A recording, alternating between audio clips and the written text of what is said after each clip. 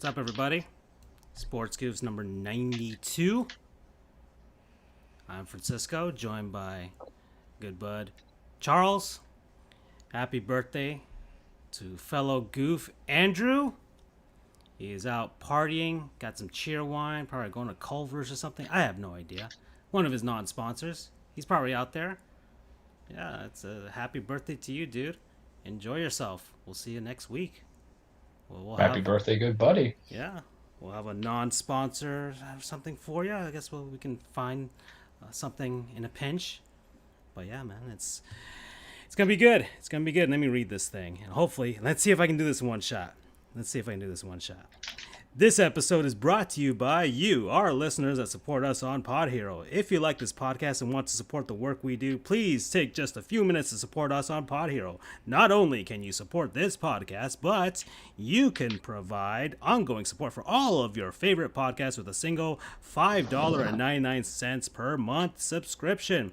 And to answer your question, yes, we're using Pod Hero to support our favorite podcasts too. And for a limited time, Pod Hero will donate an additional $5 to our show on your behalf when you join. Just make sure you use the link in our show notes. Thanks for your support. Haha, I did it. One shot. Well done. I feel that after two more attempts, you will be perfect to replace Space Ghost Coast to Coast voice actor and then make the sequel. Yeah. Oh man, sheesh, that's been a while since that show. Sheesh, I've seen that show in a long time. My goodness gracious. All right, Charles. Sports happened last week. A lot of sports happened, right? Yeah, many sports, many deportes, many things like that. And I'm currently watching. I got the Panthers and the Red Wings on, and then I think the Heat play later today. So we'll see if they'll disappoint us along the show. It shouldn't be because I'm not watching it, right? Yeah, that's true. That seems to be the trend. When Charles doesn't watch the Heat or even check up on the score, they win. They win. So you're just the mere thoughts of the Heat in your brain makes them lose. A little sad and aggravating, but I will accept the fact that I will be the social pariah, so we can at least be competitive and get to the East to some degree, right? Yeah. So let's see. What games did we watch over the last week? I watched a ton. I watched a ton of sports. I don't know why. Not even sure. I watched the women's. Is it because you run a sports podcast? Not even that. I guess it's just something that's on the side when I'm playing Metal Gear Solid 5, and I'm taking forever in that game. It took me an hour to save a sheep. And yeah, I did. I'm doing the side ops right now. I'm doing all of the side ops, and I'm like going into the different outposts and the big outposts and like taking out all of their air raid equipment and their communications equipment. That way, when I get to like the real missions and stuff, then I can kind of just pop in and make it easier on myself for the future. So I'm setting myself up for the end game. That's what I'm doing right now. I love the fact that I was right about that game because I told you. I'm like, oh yeah, it's gonna take a lot longer. I'm like, oh yeah, I'll just get through the story and whatever. I've only done like 6 missions in the main campaign or main part of the story. Man, it is so much fun. I can't get enough of it. I can't. I played last night. Last night I don't know. I fell asleep and woke up real late. I played until like 3 a.m. last night. Boy. Yeah. No, I needed to put in some hours. I'm like, I need to keep playing this. It has to be like 5 times during a week. I have to play it. It's a good game. Yeah. I mean, what else did you watch? Oh yeah, college basketball's back. I was kind of tempted. I watched the women's college basketball game. I watched the Virginia Tech versus Pittsburgh. Virginia Tech handily defeated Pittsburgh. They're not a very good basketball team.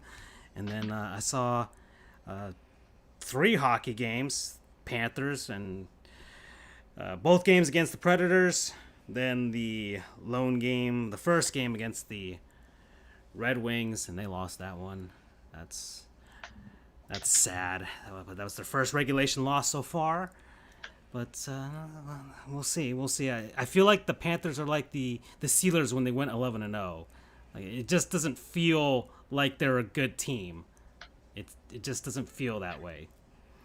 Then we've got I watched a ton of NBA games. I saw the Rockets versus the Grizzlies because I wanted to see what our good old buddy Oladipo was doing, just in case he pops on over to Miami. You never know. He wants to be here, but we'll see if we can get him here. Watch both Heat games against the Wizards. And yeah, good thing they actually got things together and won the second one handily. Well, you're welcome. Yeah, well. The Heat have a huge problem finishing games, even when they're up. Well, especially when they're up, and even when they're up like a ton. Like they were up by like 30 points, and the Wizards like cut it in half in like 5 minutes or something. It was insane. And then I saw the Heat versus the Knicks. So that was on Super Bowl Sunday. So that's what happened there. And then good game that I saw, really good game, was the Warriors versus the Mavs, where Steph went for like 50 plus points, and Still lost, right? Yeah, they still lost, and Luka also put in a ton of points, and man, that guy's good. That guy is just so good at basketball. it's insane, and so is Steph. Like, oh, people trash on Steph like he's a trash player. Like his rings mean nothing because he was surrounded by other guys, and that he's not really a leader or an alpha or whatever. But I don't see that. I don't see that at all. The man shoots. He puts on points. He was the reason the Warriors were even in that game. He was the reason why. Gosh darn it, man. I will not have any Curry back talk. The man is good. Very good at basketball. The reason the Warriors changed the landscape of the NBA. He is basically the reason. Yeah, and then of course the Super Bowl. That was the other thing I saw. So More like the Super Bowl, am I right? Oh, all right. I'm sure that was like the only thing you watched aside from wrestling. Yeah, I actually watch a little bit of the West Coast games. Okay. I did watch the Rockets game, and it was okay. It's weird seeing a team that is built to compete, but we're falling with fragments of it because it's not like I would say the Thunder, which their record is more reflective of just luck and then one or two good coaching. Because I feel like Houston still maybe has some pieces to get to the eighth seed, I would say, or maybe the seventh seed, depending what happens with injuries. But they're very like hot or cold. So I did see that. I saw the Super Bowl. I did not watch the Heat, not because I didn't want to, but like the first time I kind of forgot about it, and the second time I was busy. So I kind of noticed that trend where I'm like, oh man, they're like winning resoundingly, not so much, but they're winning regardless. And so what I can do is just to read the box score and see the stats. And what I've come to realize is that they win more when Kelly Olynyk takes less shots. So hint, hint. Just saying. And I've been thinking about investing in like NBA Pass or stuff like that, just because since we're going to get kind of a longer schedule, that might be worth it. But what happens is that when you get older, kids, if you're that person who wants to spend all their time just watching sports and doing whatever, more power to you. But when you have long seasons, you could be playing Rayman Legends. You could be playing Metal Gear Solid 5 Phantom Pain on your proper console. Life is short, kids, because then you'll have to be 31 going on 32 and scheduling your days for root canals and all this other fun stuff. So I choose to utilize my time. It's not that I don't enjoy sports. Give me sports that mean something. And for basketball right now, it's more or less, I probably watch more sports for the show, I would say, this early in the season, because even if we didn't have a virus situation going on, I would still be slow coming into it. It's not really until about the end of the month, because this is when they normally do the All-Star game mid-season on a regular season, that I was like, all right, let's look into it. But it's going to be interesting. But that's all I watched. I watched the Super Bowl, of course. I didn't watch the Puppy Bowl. I would want to go see Humane Society and top them all. My poor heart could not take that, even though they're so cute and damn cuddly. Yeah. I didn't even notice the Puppy Bowl at all. I just watched the Super Bowl and man, just I don't know what to say about it other than it was It was an Super Bowl. I think we all Uh, by halftime we're all resigned to the fact like, yeah, this Tom Brady thing is happening thing, isn't it? Isn't it? And it was disappointing. I didn't watch the fourth quarter. I didn't watch it at all. I just watched like, okay, at the end when the clock ran down, what have you, and then I went out to Dairy Queen to get some blizzards. At the end of the third quarter, I'm like, I need something sweet. I need something to get my mind off of this. The commercials were awful, like just the whole Super Bowl. And I thought the weekend was fine. I thought he did a good show. But aside from that, like the rest of the Super Bowl was like, my God, this is like the worst one that I've seen in a while. I will not remember anything from the Super Bowl in a few years.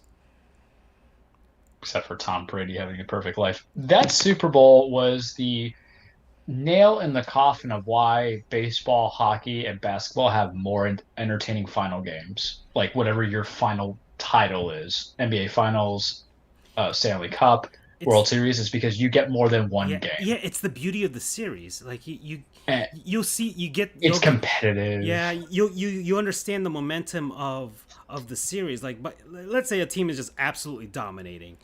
All right, it's a 7-game series. You know, all right, they're about to sweep. You know they're about to sweep. So then you kind of prepare yourself for that. Okay, the sweep is coming. Or if it's but then one game won. Yeah, or one game lost. Yeah, exactly. Or then you might have the comeback. Or okay, they win one game. Okay, they won the token home game. No, they win a second game. Oh, wow. Oh, they might be able to do this if they can tie this up. And then you have different scenarios that could happen. But like the Super Bowl has so much pressure to have an awesome game, because once you see that it's about to be a blowout, then it's like, ugh. And people stick around for the commercials. But even this year with the commercials, every year, What a good commercial! Every year the commercials don't even make it worth it. Don't even They've make it been worth it. sucking for years. Yeah, Just so bad. yeah. BU here. BU's on. All right. Yo, BU, 2010 was still worse. At least this one had the halftime show go for it. Which one was 2010? Because the only other one I remember watching that I hated more than this was Seattle blowing out the Broncos. Let's see. And then I will continue my rant. Well, as I'm continuing my rant, because I think I could do two things at once. It was the fact that Kansas City played as if they were without two of their starting tackles. I did not know that also Mitchell Schwartz was gone. Oh, it was Steelers Packers. Really? Steelers Packers? I thought that was quite entertaining. 25 And then 2009. Yeah, and then the other one was I missed the Seattle blowout dinner because of my Sunday night curling. Like, well, you had a good one. Yeah. And here's the thing: we don't know if BU is being, sarcastic. I guess this is his lifestyle right here. Anything with different sports, I would say, man knows about it. It's all good stuff. I really hope it's real that he did it. But bringing it back, there was no juicy storylines coming into it. And I think storylines matter because everybody's saying it's like, oh, the Brady Mahomes effect. He's going to overtake Brady. Statistically speaking, no one's going to win 7 Super Bowls. So I hate that narrative. I think it's just a narrative from poorly imaginative sportscasts because they have nothing ever else to do with imagination. If anything, this should have been the narrative of Super Bowl of, hey, we still like guys who beat people up and children up into the Super Bowl, Tyreek Hill and Antonio Brown. But I mean, it's an indisputable fact. Yeah. Fight me on that, kids. Yeah, But that's a money selling narrative. But the commercials suck, and the Super Bowl hasn't been good since I think I would say the Eagles and Patriots played against each other. Because I didn't really necessarily like. Yeah, I don't even think I liked last year's one. I think I just liked last year because of. Yeah, well, I think I liked last year because of who won in Kansas City because I wasn't really crazy about San Francisco. But this is also my problem with football. It has not really been that enjoyable of playoffs in and of itself, except for 1 or 2 games. I think the Packers game was entertaining that came down to the wire against them and the Colts and the Bills. Bucks. That was a good game. Yeah, that was good. And it was all like that, but then Baltimore wasn't that good. Baltimore, Tennessee wasn't good. It was a little bit more old school than anything. Tampa Bay versus the Saints wasn't good because the Saints looked really out of it and Drew Brees is done. So not only is this really should have been the narrative, but no one wants to go to this extreme. This is a season where one old man killed another old man to be Highlander because Tom Brady at 43 goes and wins the Super Bowl Breeze doesn't do anything with it, right? Instead, he played so badly that it caused him to retire as Tom goes to get ring number 7. Mm. There's just nothing entertaining about it. So with baseball, basketball, even when the Cavs came back and beat the Warriors, being down 3-0 and then come out to win the full 7. Yes, I understand there was some chicanery afoot. We get that, but that's all sports.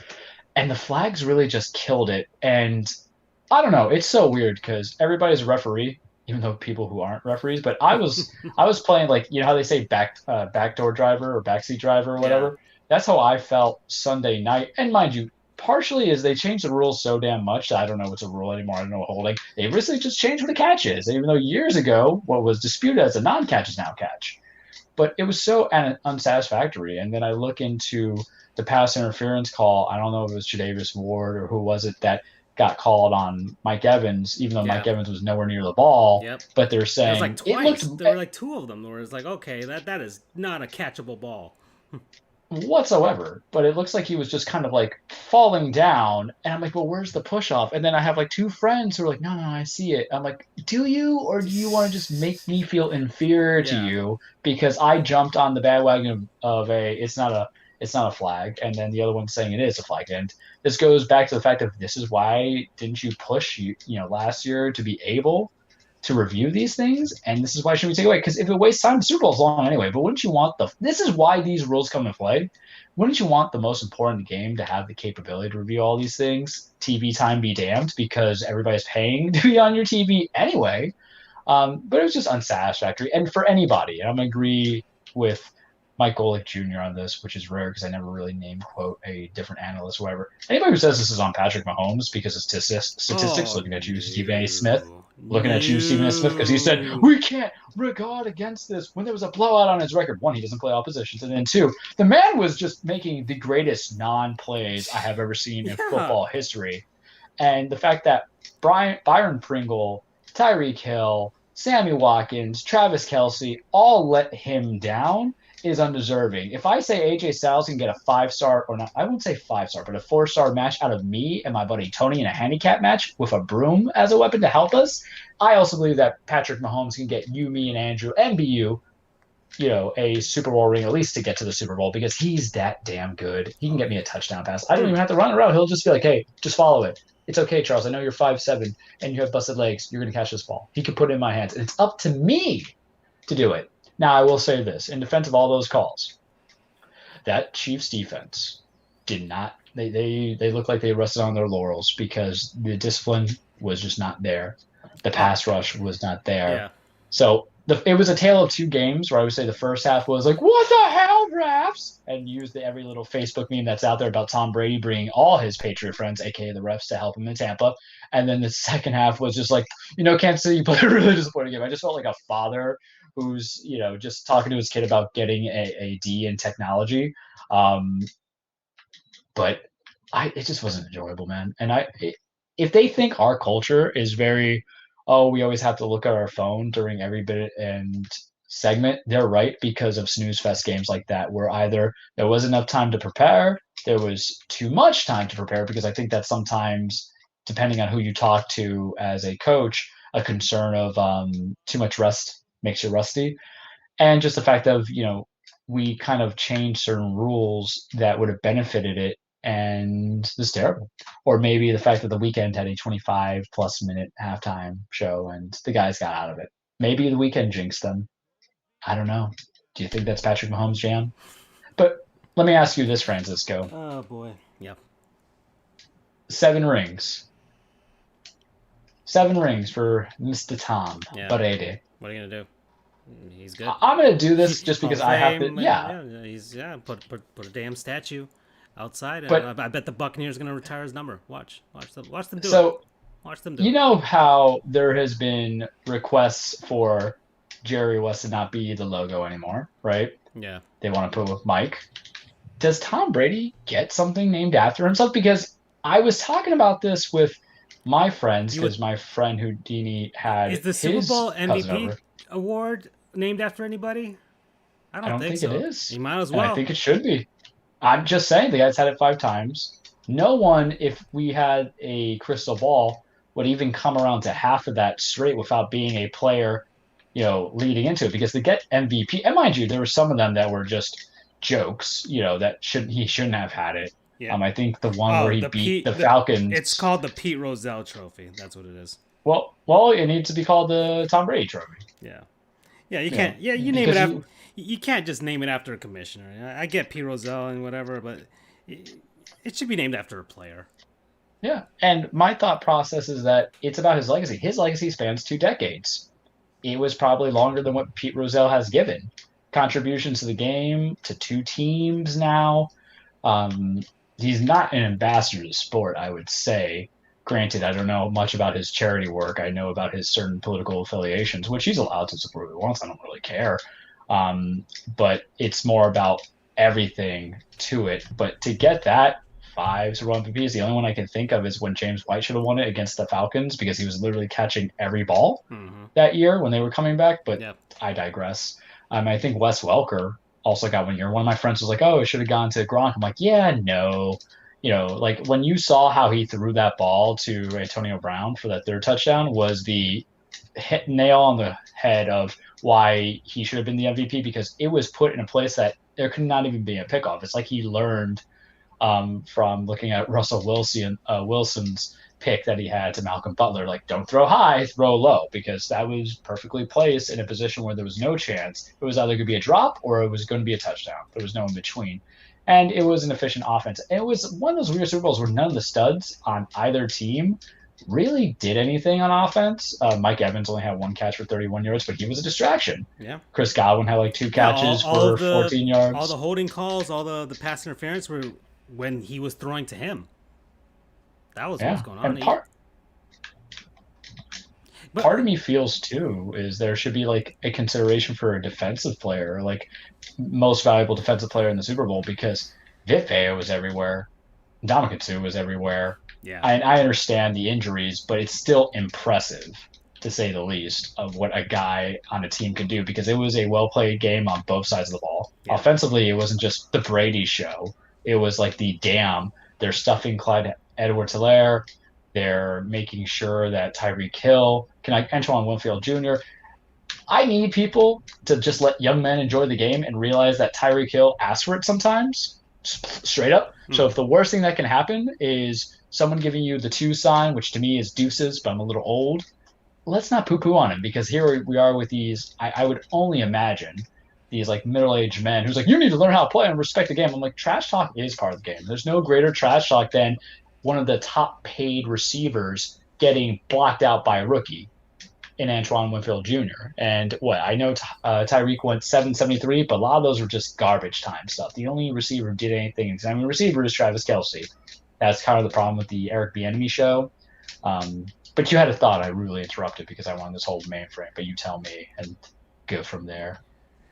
The Buccaneers defense, if you could have given them the MVP, I would have given it to them as a collective whole. Yeah. What a fantastic game plan. Their coordinators and everything that they set up to stop the Chiefs. And then, of course, the Chiefs, once again, had a hand in not doing anything. The receivers not doing anything for Mahomes. So that is part of it. But the other part is they made Mahomes' life miserable.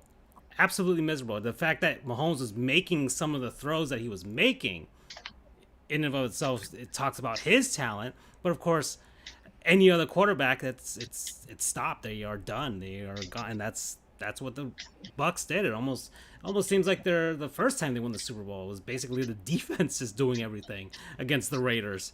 And essentially this is what happened again. Once again, their defense wins the championship for the Bucs.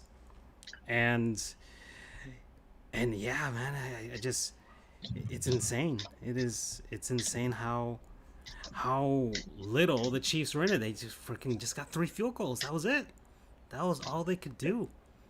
And you want to know how I felt like I knew they were going to lose that game is when they decided to go for that 3rd field goal right before the half. Yeah. I was like, okay, they're not playing to kill, and I know that sounds very grotesque in our world, but it's a mentality that you need to have. You need that killer instinct. Tom Brady, Bruce Arians, they have that killer instinct. Byron Leftwich, as that coordinator, has that killer instinct. They went and they got the touchdown on the last play of the game, and it's like, or not the last play, but the last basically the last drive of the first half, and you knew they were going to because that was their goal, was to get it. And then that's the AB play. And you're like, okay, and they played conservative all the way. Or was it the Leonard Fournette touchdown run? I don't remember.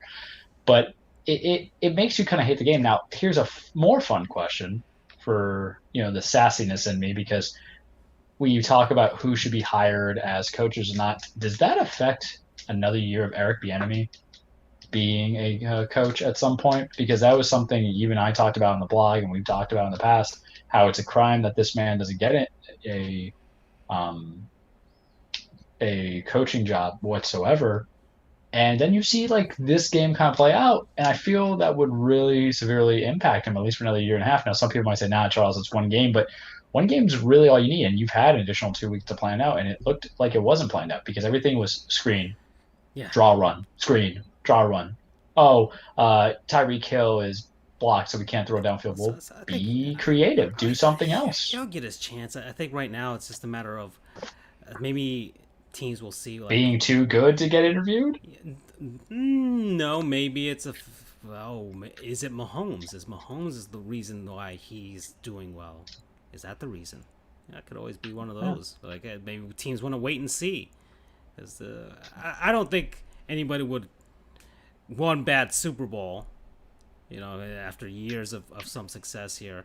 I don't think that will. Well, I would say that, but then I would raise you Brian Dabble, who I believe, or I'm sorry, Darrell Bevel. I don't know. I know his name, but Bevel, who was the offensive coordinator for the Seahawks that year, where they went to throw for it. I know Pete was like, "I'll take it on me," because that's what leaders do as coaches. They take that thing, but the offensive coordinator is still calling that play. That's like a disaster. And Darrell never. That is just it is. I don't think that's even on the same level as making that decision. That but all things relative, you take everything as a whole, right? Yeah. Okay. Yeah. Well, there's so many teams out there looking for the next big thing with coaches. I don't think it'll affect them whatsoever. And though a lot of people got hired that have not proven their salt. Dan Campbell. Dan Campbell just talked a talk that was very frat boy 1970s. And then Stephen Culley for the Ravens, getting hired from the Ravens to Houston may work, may not work, and he's kind of stuck in the Deshaun Watson bind. And then a lot of the other ones kind of felt like false promises. And my concern is that for the I guess the newer coaches or the coaches trying to get hire their coordinators or at least one stop goes, Bruce Arians came out of retirement, quotation marks, he just wanted out of Arizona, and showed that there's longevity for coaches who have been tenured before. So maybe you don't get that opportunity, which maybe also raises the fact that Adam Gase gets a third try somewhere. Who knows? God. Please, God. Right? Because imagine just going and say, it's the New York Jets. Come on. I really feel like that would be his job interview. Wherever he goes next year, whether it be in college or the pros. Come on. It's the Jets, man. Nobody's good. Because time away makes you look good. How do we know? Because Todd Bowles looked good. Todd Bowles is now a Super Bowl winner with Tampa because he's their defensive coordinator, and he was a Jets guy, and he had one good year. Just saying. Other food for thought. Well, let's go on with that. I got a segment here ready to go. Now that you mentioned, let's do it. Now that you mentioned Bruce Arians, I would like to. Is a guy who wears best hats? No. I don't even have the graphic ready for this. Oh well, whatever. He's a real MVP. I'm just gonna say that right now. He is a straight up real MVP. I'm gonna say we should segue this to a You Go Girl as well. Oh, we're gonna get that too. No, I had the whole thing planned out. That's why I was before the show. It was just like my plans were about to be thrown in a blender there. But no. This is what's going down, man. He's the real MVP. All right, not only the oldest coach to ever win a Super Bowl. That's one thing, but the fact that his staff is just primarily made out of, or at least the heads, African Americans. All right. The assistant coaches, the top assistant coaches. So he's had a history of this. This isn't his first rodeo. No, he's had a history of giving minorities and women the opportunities to coach in the NFL. He was when he was in Arizona. He gave a woman the first position as a coach in the NFL. He's got two women on this staff as well, and then that's where I was going to go with the you go girl, Charles. I was ready for this. So why didn't We my actually care about diversity over here at Sports Goofs. yeah, why is hold on, my show sheet did not update because I made sure I put these in the freaking show sheet. All right, I prepped for this. Yeah, there we go. Well, an aside, Sarah Thomas, who we have highlighted before as a female referee, she was the first ever to officiate in the Super Bowl. So there's one. You go, girl. Yeah, one you go. Two, the two women on the staff of Arians, Lori Locust and Moral Javadifar, the first female coaches to win a Super Bowl. Last year we had a first female to coach in a Super Bowl, but this one, or these two, the first to win. So let's learn a little bit about these two. All right, Lori Locust, assistant defensive line coach. So she is, what was it? She, little history here, alum from Temple. She decided to start getting into football around like age 40. Started playing in like a rec league and stuff like that, and then became more interested. Then became an unpaid assistant coach for 9 years at her high school. And then one day she was like, "Man, I'd really love to move on up," and so she went to some NFL coaching, like seminars and things like that, and then coached in the semi-pros, coached in the AAF, Alliance of American Football, and then one of her, I think her ex-boyfriend from a long, long time ago, had some connections in the NFL and was able to get her to land a job with the Tampa Bay Buccaneers, and lo and behold, she wins the Super Bowl in with Bruce Arians. So that's her. And then Javad Ifar, assistant strength and conditioning coach. She's from Iran, where women were not even allowed to watch sports until very recently. Even then, it's a very risky proposition. There was very serious things that went on over there, especially with this one woman that died because she wanted to watch a soccer match in Iran. So there's a lot of bad things that have happened in that nation, and so she and her mother encouraged her in watching sports and things here. Went to Pace University, was a college basketball player, then earned her doctorate in physical therapy, and well, lo and behold, she gets hired by the Tampa Bay Buccaneers and wins the Super Bowl.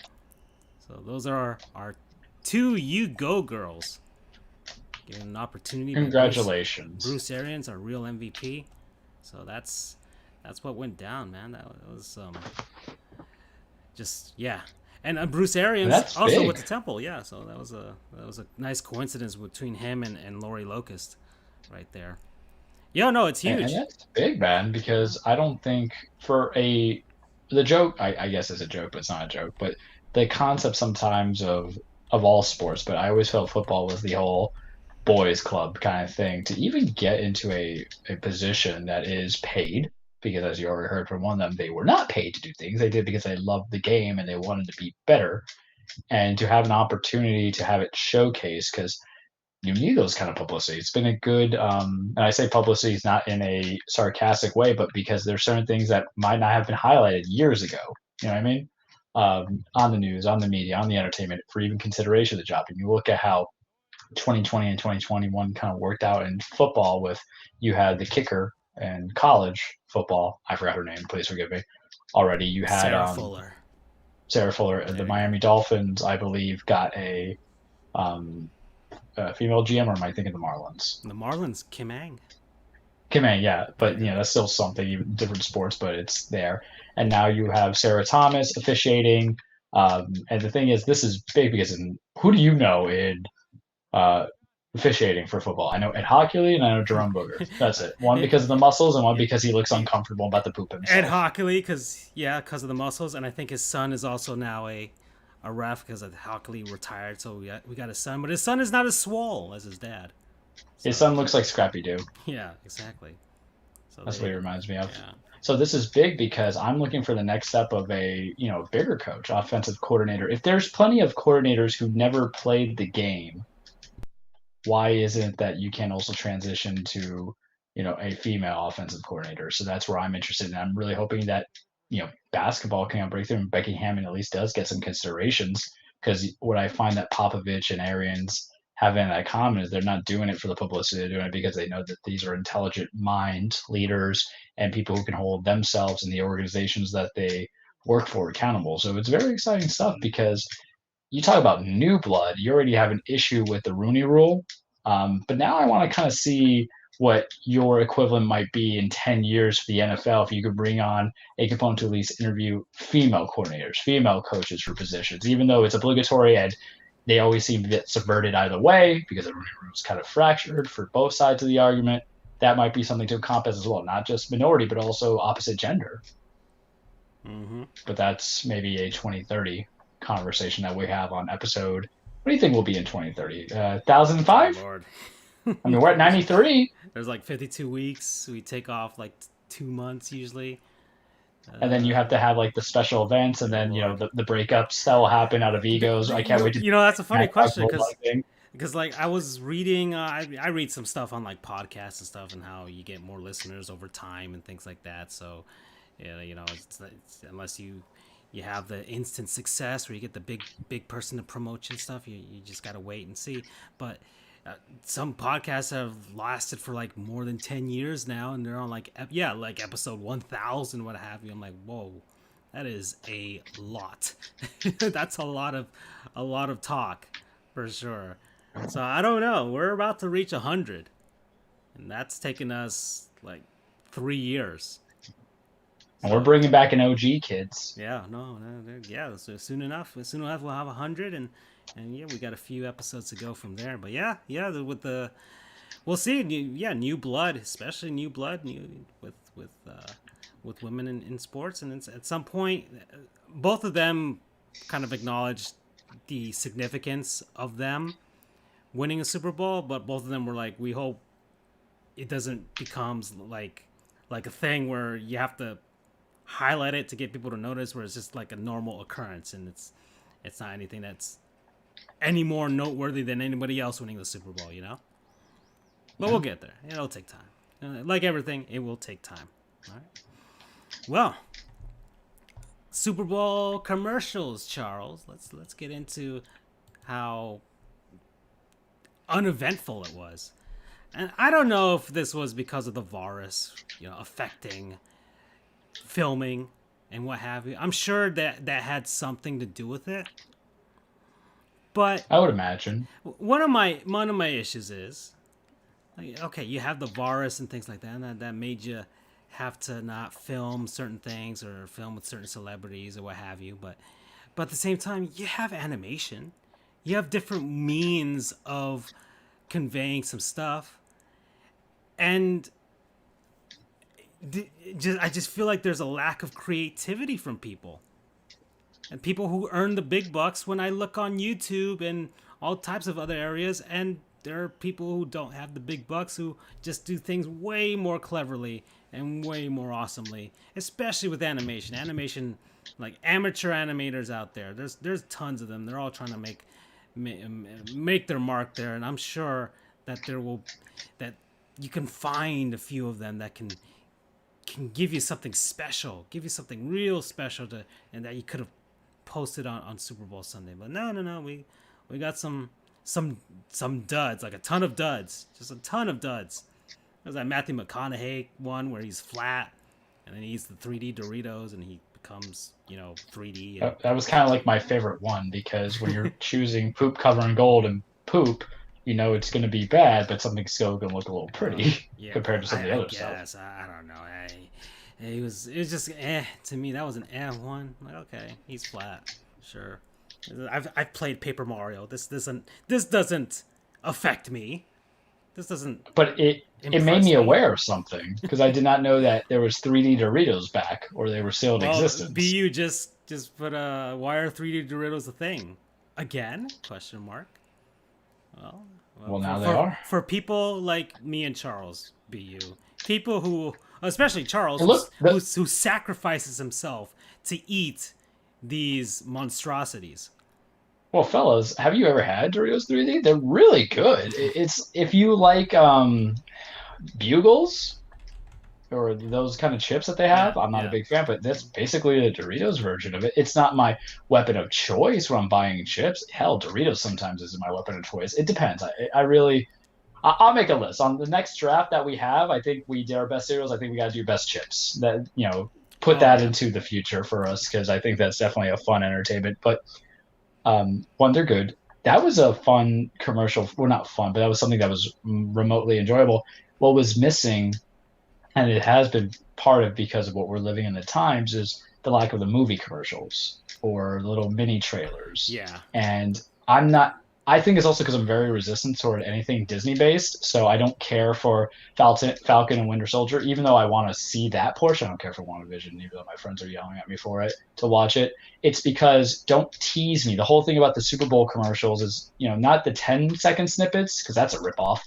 But if you're gonna do something and say, "Oh, watch the full trailer online in 2 minutes," I'm like, you can just play the 2 minutes now. Like you're not spoiling anything. These movies have been resolved. We can see what's going on with Falcon and the Winter Soldier. I need to know now. The only thing you had was once again Disney, because Disney is not going to miss their making their money. That's why they had that. That's why they had Ryan, the Last Dragon, or whatever it's called. I don't know. I don't care for Disney. I'm just very like that to them lately because I feel like it kind of feels like a Vince McMahon wrestling thing where they're just telling me it's good, but I know the product is Yeah, stale. the Regardless. over Disneyfication of our society does make me cringe and worries me. You got the Well, Star Wars thing, and everybody watching Mandalorian. I don't give a crap about man, Star Wars. I do not give a crap about Star Wars, and it's been I've seen some of the movies, and it just doesn't appeal to me. And people go nuts for it, and I don't think it's as great as people think it is. Disney makes you think it's greater than what it is. Right? The Disney remakes, all of them are trash compared to their originals. We all know this. We all know this. We all know this very very well. And see, yeah, I enjoy Star Wars, but the last trilogy has left such a sour taste in my mouth. And even though I've watched clips of The Mandalorian, I couldn't get past that pilot because also fan service is not going to be what I want to watch. I like fan service. That's what you get the YouTube clips for, but you're not giving me good content. And I understand the base of The Mandalorian to where I would probably enjoy it, but Disney has just, Disney's fake. You know what Disney is? Disney is, that friend that you had that went off at summer camp and, they came back and they had a whole lot of plastic surgery. They're not authentic anymore. You don't love them anymore. no, That's what it is. it's a nostalgia factory now. That's all it is. It's just playing Yeah. on And people's nostalgia. and what happens is I'm going to even go further. Disney World's boring. I said it. I I, went there like the last time I went there was a couple of years ago because they went as like family thing as a yeah, joint birthday yeah, because we me had too. family coming down and it's too hot. It's expensive. I feel bad for the people who are trying to study to get into Juilliard and they have to be dressed up as Mickey Mouse. I have a friend who works at the Disney Call Center and it's basically abusive. Um, and the thing is, it's just I know my problem is I'm too stuck in reality. I know it's not real, and I would hate to have a child. And guy, or maybe you'll agree with me. I want my kid who's like 4 years old. Like, it's Goofy. I'm like the little child. I have to give You, you. I must have smart you lineage because I would throw you understand? to work. So like you're dumb. You That's not. That's a person who's getting underpaid you minimum wage to dress up as Goofy. you understand how blasphemous we're being right now on Andrew's birthday, Mr. Orlando? That we're trashing Well, Disney right that's why now. we're doing it.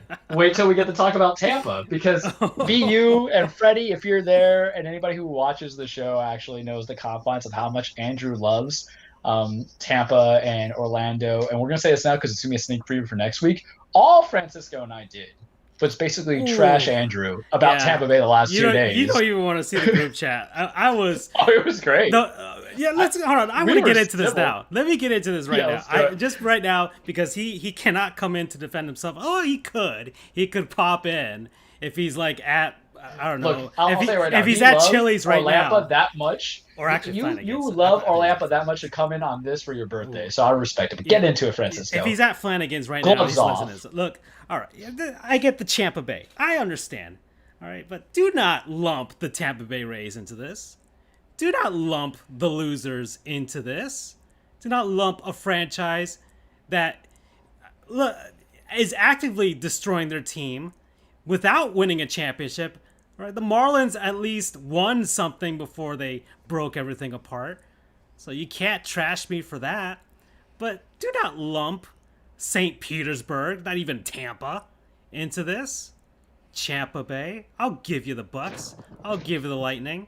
All right, Mickey Mouse rings. I don't adhere to that thought. You won the damn thing. You won the damn thing.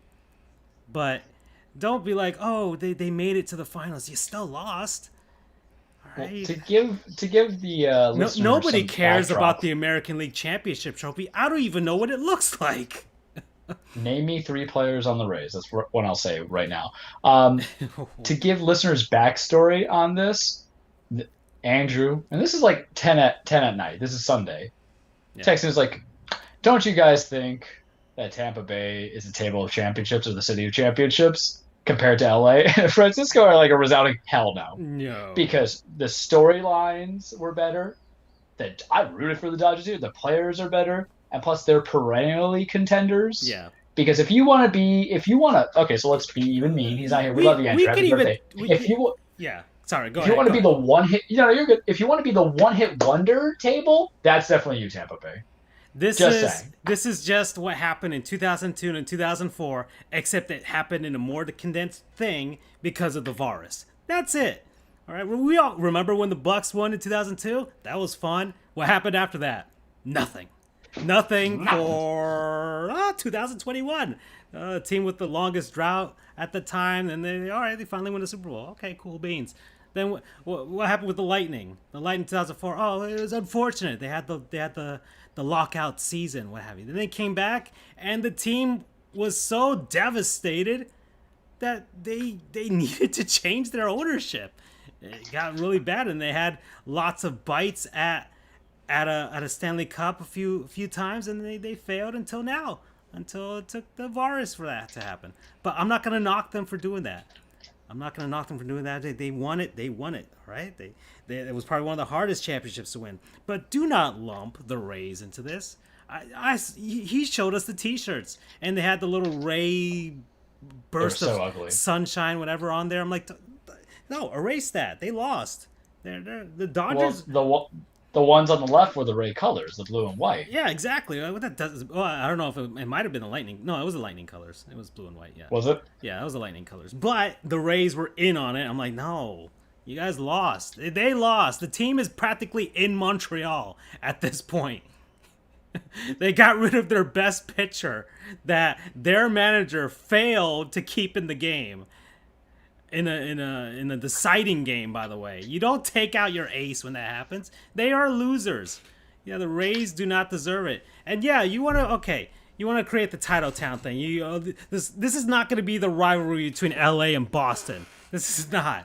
If it becomes, wow, the 2020s are going to be a really awful decade if it's Tampa versus LA every season between the two cities. Look, Los Angeles, more recent. All right, you had the Lakers. Okay, fine. The Dodgers, after spending like what, $2-3 billion, finally got themselves a ring. Yeah, finally got themselves a ring. Okay, and you want to look at the past decade, the Kings won 2 championships, so we can put them in there. Right, and then the Rams made it to a Super Bowl, but they still lost. They still lost to who? Tom Brady? Okay, fine, but still. They still lost, so we're not going to lump the Rams in there. Nobody cares about the Chargers. The Angels aren't even in Anaheim, so let's, not consider them. If you guys don't consider the Anaheim Ducks, you ain't considering the Angels, just because they don't know where they live. You shouldn't have had them. But no, Tampa, keep Tampa Bay. I'll be fine with it. It's okay. Make your T-shirts. Make your unlicensed, definitely copyright infringement T-shirts. Make them. Go ahead. But don't lump the Rays in there. They lost. They lost in 6. Me and Charles, we understand the pain of losing. Our beloved Heat lost last season. They lost in 6. Yeah, but that's last year. We don't care anymore. Yeah, exactly. I've healed. But I moved on. I didn't even like when I looked at the Heat game. I'm like, oh, we don't even realize that they added the extra conference championship banner. It's like, oh, okay, those are different numbers. All right. But we're not going to acknowledge it. Oh, hey, Derrick Rose is with the Knicks. I want him. I want him, man. I know. Like, was that not my push? And it was for like nothing. But he's with Tibbs. Come on, you can't be. He has no knees now, so it's like, what service are we doing here? Okay. Oh, that's for a Thibodeau. We'll go on that tangent later. But yeah, he's coming out. Oh. But Andrew will get his chance to defend his position next week. It was the funniest thing in the group chat because I'm not gonna lie, I was looking forward to talking about the segment, and then it was his birthday. I'm like, but Andrew is, because here's the thing, like, I'll forget about the 305 in a heartbeat. I'm like, I've moved around a lot in my life. Andrew does not. Yeah, exactly. You have moved around a lot of your life. Your 305 loyalty is like, fine, we're just like, hey, it's whatever. Yeah. But Andrew is going to be Orlampa until he dies, and that's the true you know what brought it out of me was the fact that for the last couple of seasons he's saying like he was like a casual Jaguars fan, and now he jumps on the Bucs bandwagon. Well, that's the thing we forgot to tell him. So in the group chat, we just get a text that's like, "Is it too late to change the bandwagon?" Text like, "Is it too late to change the bandwagon to the Bucs?" And we talked about this last week. Andrew, here's the thing. Andrew should really be if his equivalent is a wressler, he's got to be in the Four Horsemen status, Ric Flair, Arn Anderson, because he loves chasing gold. That's what he loves. He loves the championships, and I get it. But we literally talked about it, and then when we got that, was like, all right, we ripped it open. So here's a fun fact to put on the show.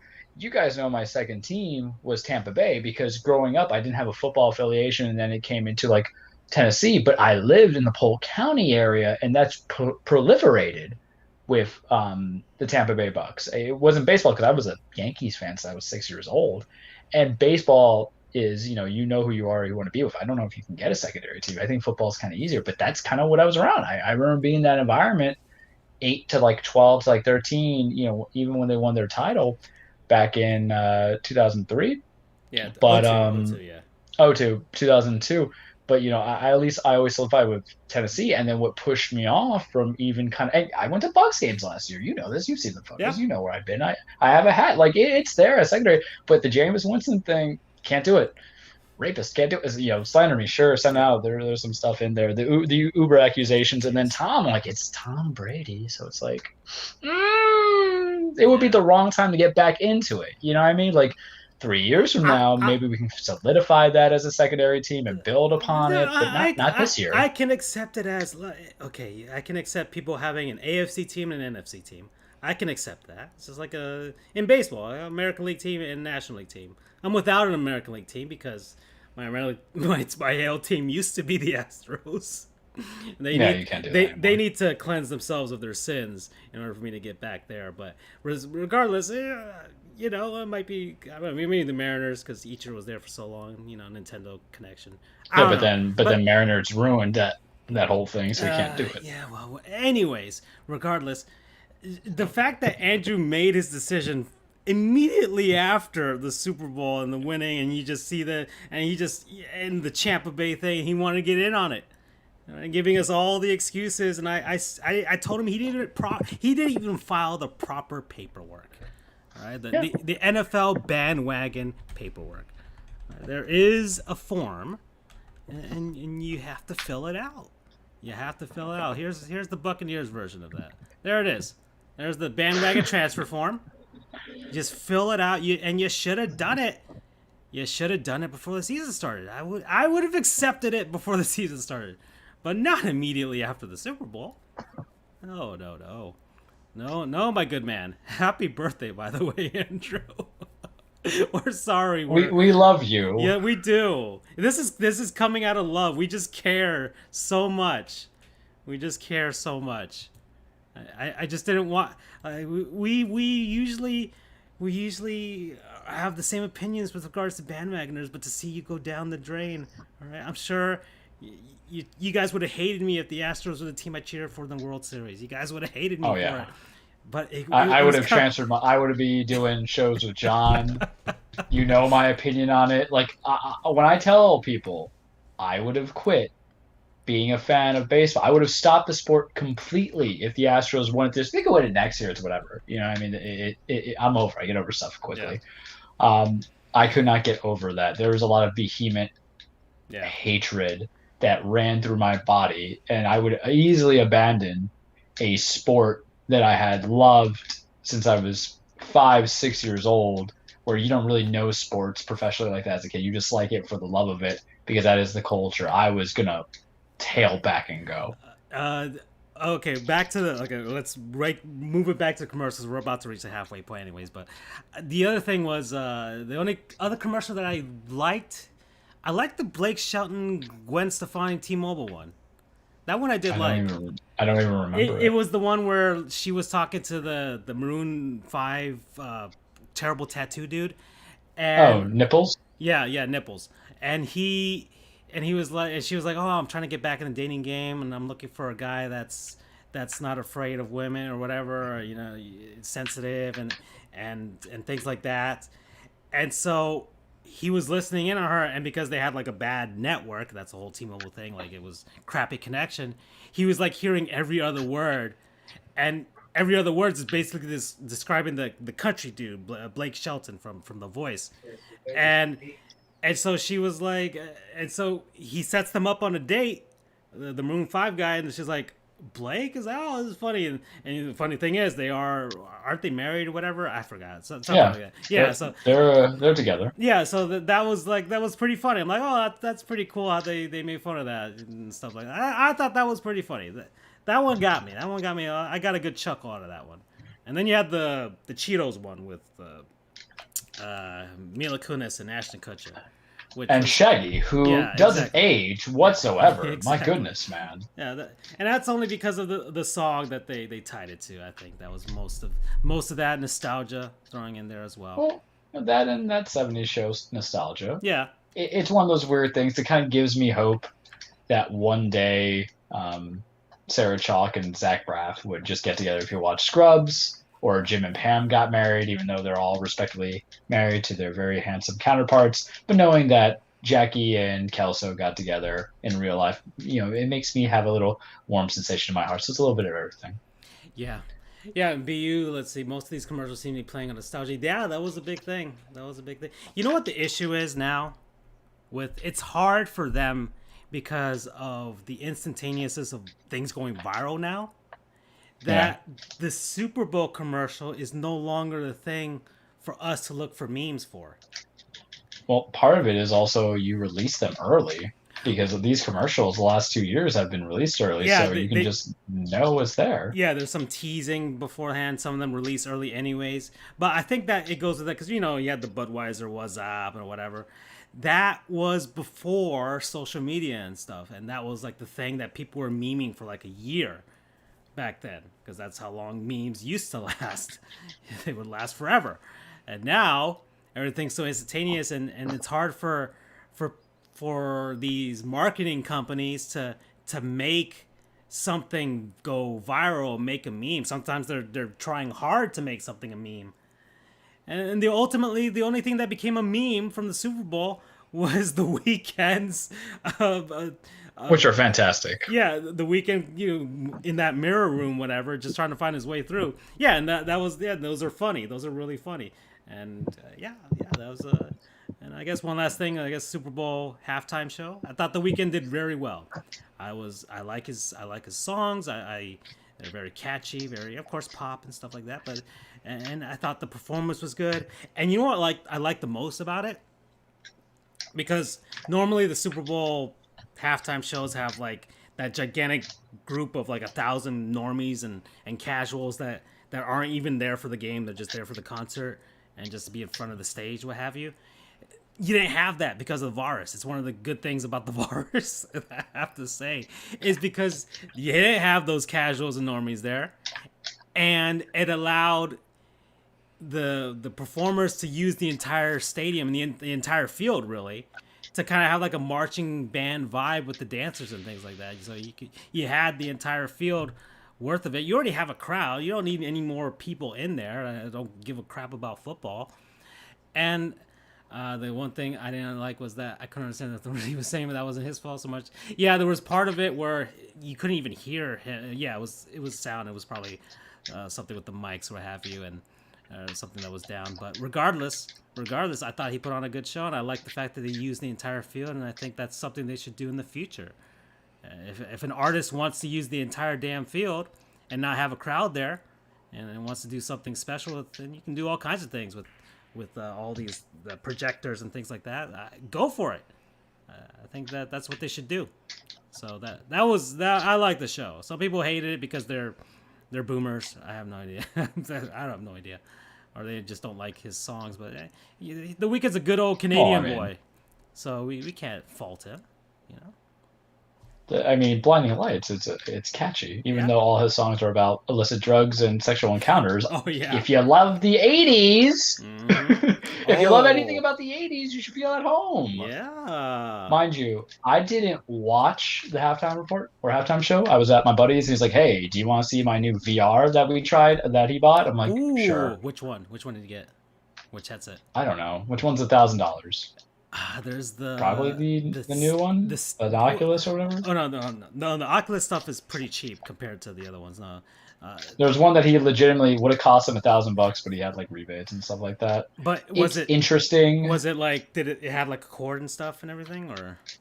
It had like the cord. It had like the camera set up for distance and everything. It was very high tech. I think it might be I think it might be the Steam Index. That might be it, because that one cost $1,000. But maybe he likes it. My whole thing about VR is you don't have like real games for me to play, so I don't want to do that. Plus, I wear glasses, and even when I have the contacts, and it's one thing. But I spent my whole childhood being told that don't be too close to TV, and now this is my form of entertainment. There's some hypocrisy here. Yeah. I need somebody to tell me what to do with my life. That's true. I'm not good as an independent thinker. I don't hear that anymore. I don't hear anybody warning of standing too close to the TV anymore. Maybe because we have a phone in our face now.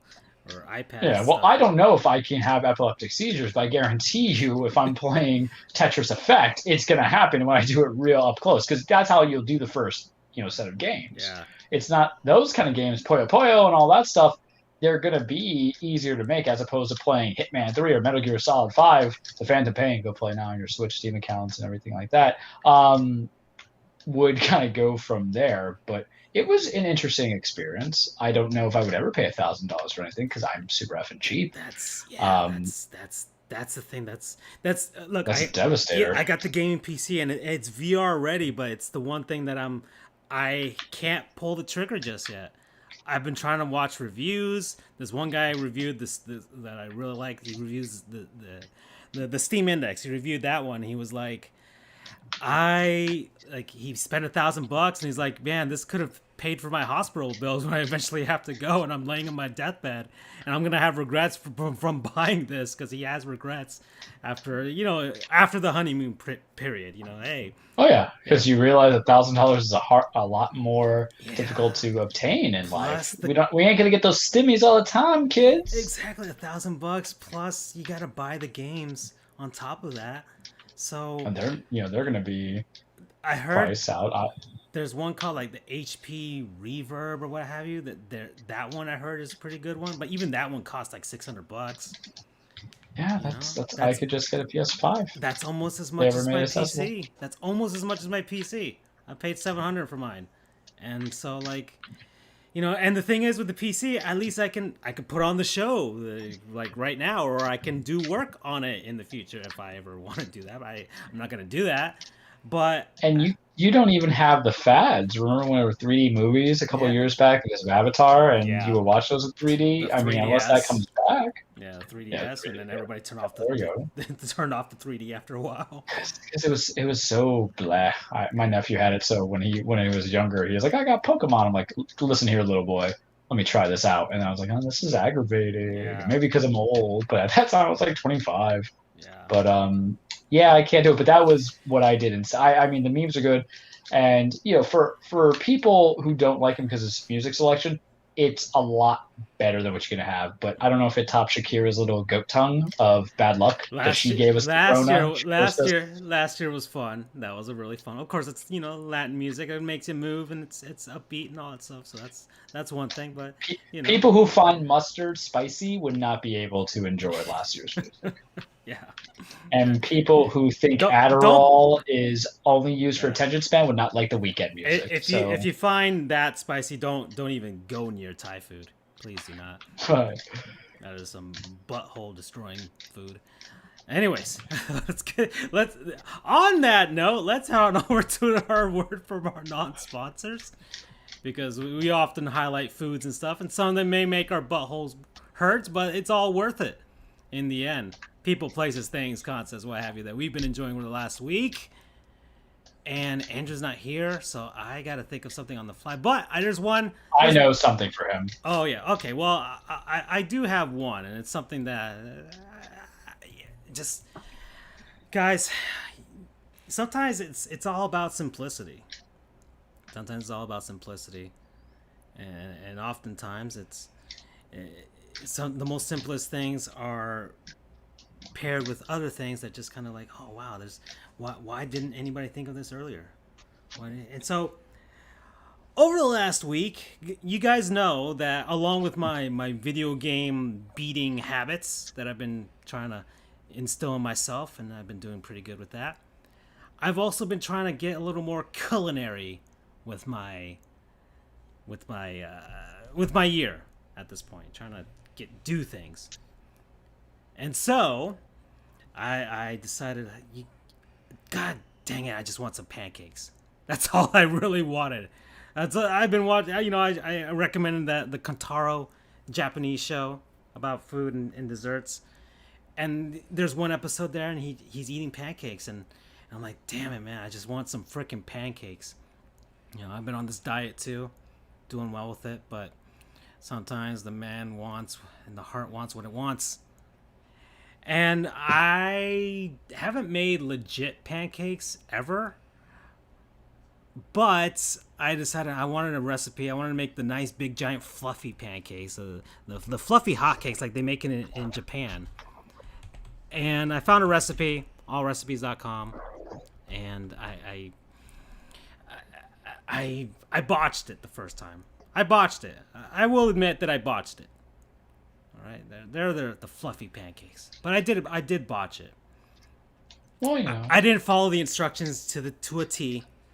I did things. It's hard to get perfection. We understand. At one point, I had like this gigantic, like hard paste, and I'm like, "What am I supposed to do here?" And it was like, "You forgot to add the milk." Oh, and the milk was a journey because it took me an hour to find buttermilk here in Hialeah. Apparently, buttermilk isn't a thing down here, so that was a journey for me. I went to like 5 different stores. And ultimately, it was Walmart that had it. I'm like, of course, Walmart. One place I didn't want to go to, but apparently they have everything, even in Hialeah. So I got my buttermilk, but I forgot to add it to it at the end. And in the end, I'm like, second day, I'm like, I got to do this again. I can't live with myself if I don't know how to make pancakes. So I decided, you know what? Instead of because the thing that messed me up the most, I burnt a couple of them, is the flipping. Oh. Is the flipping part. That's what. Do you not know the secret way to do it? I just never did it myself. And it doesn't take long. Pancakes cook up pretty quickly, but I just never got the timing down. I never got the heat right. I just kind of had some. By the end, I had one that turned out well, but even then, I still messed up the batter. I messed up the batter. I just messed it up, so it didn't taste the batter's as well. hard. Yeah, so the second day, I'm like, I'm gonna do this exactly as the recipe says. But I noticed that I had my arepa maker, and it's really not the maker. It's basically like an iron. It's like a waffle iron. I'm like, and I thought back to my old roommate Michael from Florida State, and he did this a long time ago, and he was like, why don't he knew how to cook. He was the reason I know how to cook. He's part of the reason why. He's like, let's take that pancake stuff and stick it in there. I'm like, and we called ultimately what it's called pancarepas. It's arepa-shaped pancakes, and the hard part with me with the batter is I didn't get it from a box. I made the thing from scratch with flour and eggs and buttermilk and all that stuff. So that was why I messed it up. But I did it again, but with this Japanese fluffy recipe. Oh boy, I, as Charles had said, I slutted up pancakes. Oh yeah, you did. I turned it into a dirty whore. And guys, I like going down on this said whore. If you are jumping into this show right now, Sports Goof Dark, brought to you by Charles Francis. This Every is- time Andrew's not here, every the moral time compass leaves. we will Hey, dunk. you, this is on you, man. You should have been our moral light here, our guiding light. When Andrew is not here, we will go to the rated R. We will become rated AO. We will dunk on the city of Orlando at every point. But we love you, Andrew. Please come back and bring us back to anyways. Oh, guys, pancarepas. Just, it's so simple. It's so simple. Just tiny handheld pancakes that are rounded, and you can fill them with stuff, with butter or maple syrup or jam or jellies or fruit, what have you. It's just so damn simple. I should have had a photo for it, for you guys to show and have. I'm like, my God, I need to freaking trademark this. That's what I'll do. That's what I'll do tonight. I'll see if I can do that. I'll see if I can do it. Either way, promo code slutty pancakes. Slutty pancakes. Batter me up. Oh, okay, we're gonna go. Oh, that was a good one too. We're gonna go down a dark hole. I'm gonna do the Speaking of Andrew one. holes. Yeah, right. So put it out there for people listening. Is it wrong to have stuff in the pancake or having toppings? What's better? Do you go nude with your natural pancakes? Do you have like the chocolate chip, the blueberry, whatever, or do you have toppings like banana or strawberries, cherries, even? When you have it, yeah, save it for. You was right. We have to save it for the OnlyFans. Oh, I should put it on the OnlyFans of me eating it. Yeah. Yeah, no, I'll make some tonight. I gotta use the buttermilk. It expires pretty quickly, so I gotta make more. But yeah, no. You see, with the pancakes, it depends on how much do you love being a pig. Because sometimes having everything on top, You already know that answer from my end. it just Know feels. what I do for this show. I mean, you might as well serve it in a trough for me when it's on top, because it turns into this mush of just fruits and butter and pancake, and it doesn't even resemble what it was. Ask a question, because I gotta ask this: are you a psychopath if you refuse to put butter or syrup together? Because there's some people like, no, I can't mix them. I'm like, what? What? How do you think the greatness of peanut butter and chocolate came around, or peanut butter and jelly? How? You always go syrup, butter. To quote Dennis from It's Always Sunny, it's the implication. If you have, and this is where you go to IHOP or anything, right? Like I don't. When I have pancakes at the house, and when I was coming back from the wisdom teeth removal, I had to have something soft. I bought a whole bunch of pancakes, so I went crazy on the syrup. I didn't go and say, let me find the butter, because house butter is just not the same when you go to IHOP or Denny's or International or World's Best Pancakes, the other place that's in there. Waffle House. Or anything like that. It's like, okay, it's just there. But when you get those establishments and they have it, the implication is you mix that bitch up, man. And I don't care if it gets kind of runny nasty, because it's good kind of runny nasty. It's not like a runny nose. It's runny pancakes with butter and syrup, and it gets dirty. So you're kind of a psychopath. Not go there. And I agree with BU. Like, I like me some blueberries in my pancakes, not chocolate chip. I don't know. I'd rather just do chocolate syrup. It's the contrasting flavor. The chocolate is just kind of like a very big contrast compared to everything else in the pancake. It's not bad. It's you put chocolate in it. I'll eat it. That's fine. But yeah, blueberry seems to be. Yeah, blueberry seems to be like the like if you want. Look, you're already taking years off of your life, but you can at least feel like you're not when you have blueberries in it. It's like, I got my fruit in here. I'm getting vitamin, whatever. I'm getting my antioxidants. Yeah, exactly. But yeah, no, put the damn butter with the maple syrup. You already know you're losing 5 years off your life. So what's another couple more? It's worth it. Yeah. Oh, what's your non-sponsor? So I'm gonna do the Andrew sponsor first, and this All is right. something I feel Andrew would actually sponsor on. So I wish I could do it in his voice. I don't have that capability yet. One day will be. But Andrew's non-sponsor of the week is the city of Tampa Bay. How great! Ooh. We have championships. Okay. Tampa Bay Lightning, woo. Mm. Tampa Bay Buccaneers, woo. It's great. We love it. There you go. Love you, Andrew. I felt that was funny. I'll Happy take that. birthday. That's your birthday Happy present. birthday. You see, there you go. We don't like Tampa because it brings out the PTSD, and the water's kind of dirty. Water's kind of dirty. Yeah. Um, I do have a secondary Andrew one as a replacement that will go from there, but Okay. I'll go to my own. So, as you know, the Super Bowl was this weekend, and for some reason, we associate the Super Bowl with supposedly good commercials. Wasn't there? Great football games. Definitely wasn't there. But we also associate it with fattening food because for some reason, that day only is a day where we can have not one, not two, but like five slices of pizza, a whole bunch of Budweiser. I don't drink Budweiser. Not happening. I drink real alcohol. It's okay. And also a whole bunch of chicken wings. And we're not talking about three or four. We're talking about like, oh, Charles, are you going to eat 12? Well, you ordered 60 and I'm paying for a third. So yeah, I'm going to take my portion. So I've mentioned them before, but life is, a circle sometimes. And you sometimes come back to past non-sponsors. But my non-sponsor is Brews Room because my buddy Ben Yep. order of 60 wings, They and got I some was a little good food. tardy to the party, but I gotta tell you, even them like an hour like regular heat is still delicious. And it was medium but seasoned a little bit. I usually like to get mine extra wet with hot sauce. Haha. Um, oh man, I'm just thinking about it now because you can never say no to a good chicken wing.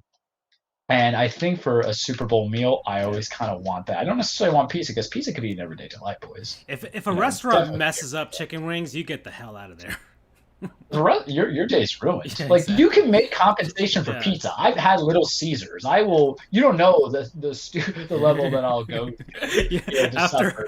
After Professor Foley's Civ Pro exam, I went to Little Caesars and just got like, give me two of those $5 things, and I just angry hate ate them. Yep, yep. Just give me a hot and ready. And look, here's the thing. The big knock on Little Caesars is the fact that they don't know when to put their sauce placements. But I remember when they had that bacon pie or whatever it was, like the big monster of bacon and heavy cheeses that you get for $8. I don't know what's it called. I ate it Yeah. because you know me, I fear no man. I want you guys when it comes to food. And I wish we were closer because we would just do a food spectacle of Oh eating yeah. as a group together. It would Oh be hell yeah. basically the PG-13 version of Fuck That's Delicious by Action Bronson on Vice, Yeah. which is I like that show. I really wish they actually spent more time talking about the place to eat instead of just eating because I'm like, where's the foreplay?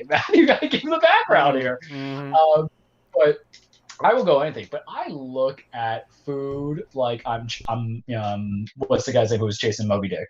Ahab. Yeah. I'm Yeah. like, I've come Yeah. to conquer, you guys. I have no fear. My stomach, it either kills me or I kill it. That's why I think Ron Swanson is my spirit animal. But Brews Room, their chicken wings are always a go-to. When I was back in my Spanish classes about a year ago to learn, I would go there every Thursday night because it was like a couple-week course. So I would just go there weekly as my dinner. I would have a beer and then I would just eat like 10 chicken wings, eat five, take five home, and watch the Thursday night football. And I loved it. And it's been a bit since I've had it because I haven't really gone to the Palm Beach area. When I did go with friends, and I see them, we didn't go out or anything like that. I'm trying to be safe, and we went over to that house, but like we got the platter. So I got that. It was good. I had like 12 of them. It was worth it. And man, it's just so tasty. So Brews Room is my non-sponsor of the week.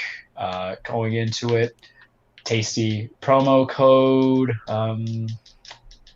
Super Bowl food, All right. and Yeah. I guess Andrew's real non-sponsor coming into it because with every meal that you have, because we'll keep it Super Bowl related, we kind of see what we want to watch afterwards or anything like that. So I'll tell you what I've been watching in between because I finished TMNT, right? Okay. Yeah. And It made you I'm sad.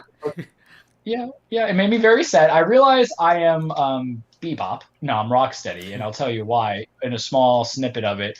Fun story: when I did softball with an ex-girlfriend about 10 years ago, uh, our nicknames on the team was Bebop and Rocksteady. But the final episode, Bebop and Rocksteady just kind of turn the corner and do some good stuff. Go watch it, it's whatever. But his omissions of things that he likes because the world's ending, Bebop goes to him and says, "But you like professional wrestling." You like, this cartoon show. You love Mama. And he goes in his big Russian accent, and he goes and thinks about his mother and the Soviet nation behind him. He's like, Mama. So he Oh, goes and helps out. So I cracked up because I like pro wrestling and I love my mama and everything like that. But then the alternate world, because they went back to the 1980s, uh, the turtles they were like, hey, you can change your life, you don't have to be goons anymore. And then the Rocksteady over there goes and says, I always want to be a personal injury lawyer, like on the television. I'm like, Jesus Christ, I'm a rhinoceros. I've been kind of empty. That hit me hard, but working at home, I'm like, I need background noise, I need stuff to do there. So I'm like, what am I going to do? And I decided to restart an anime.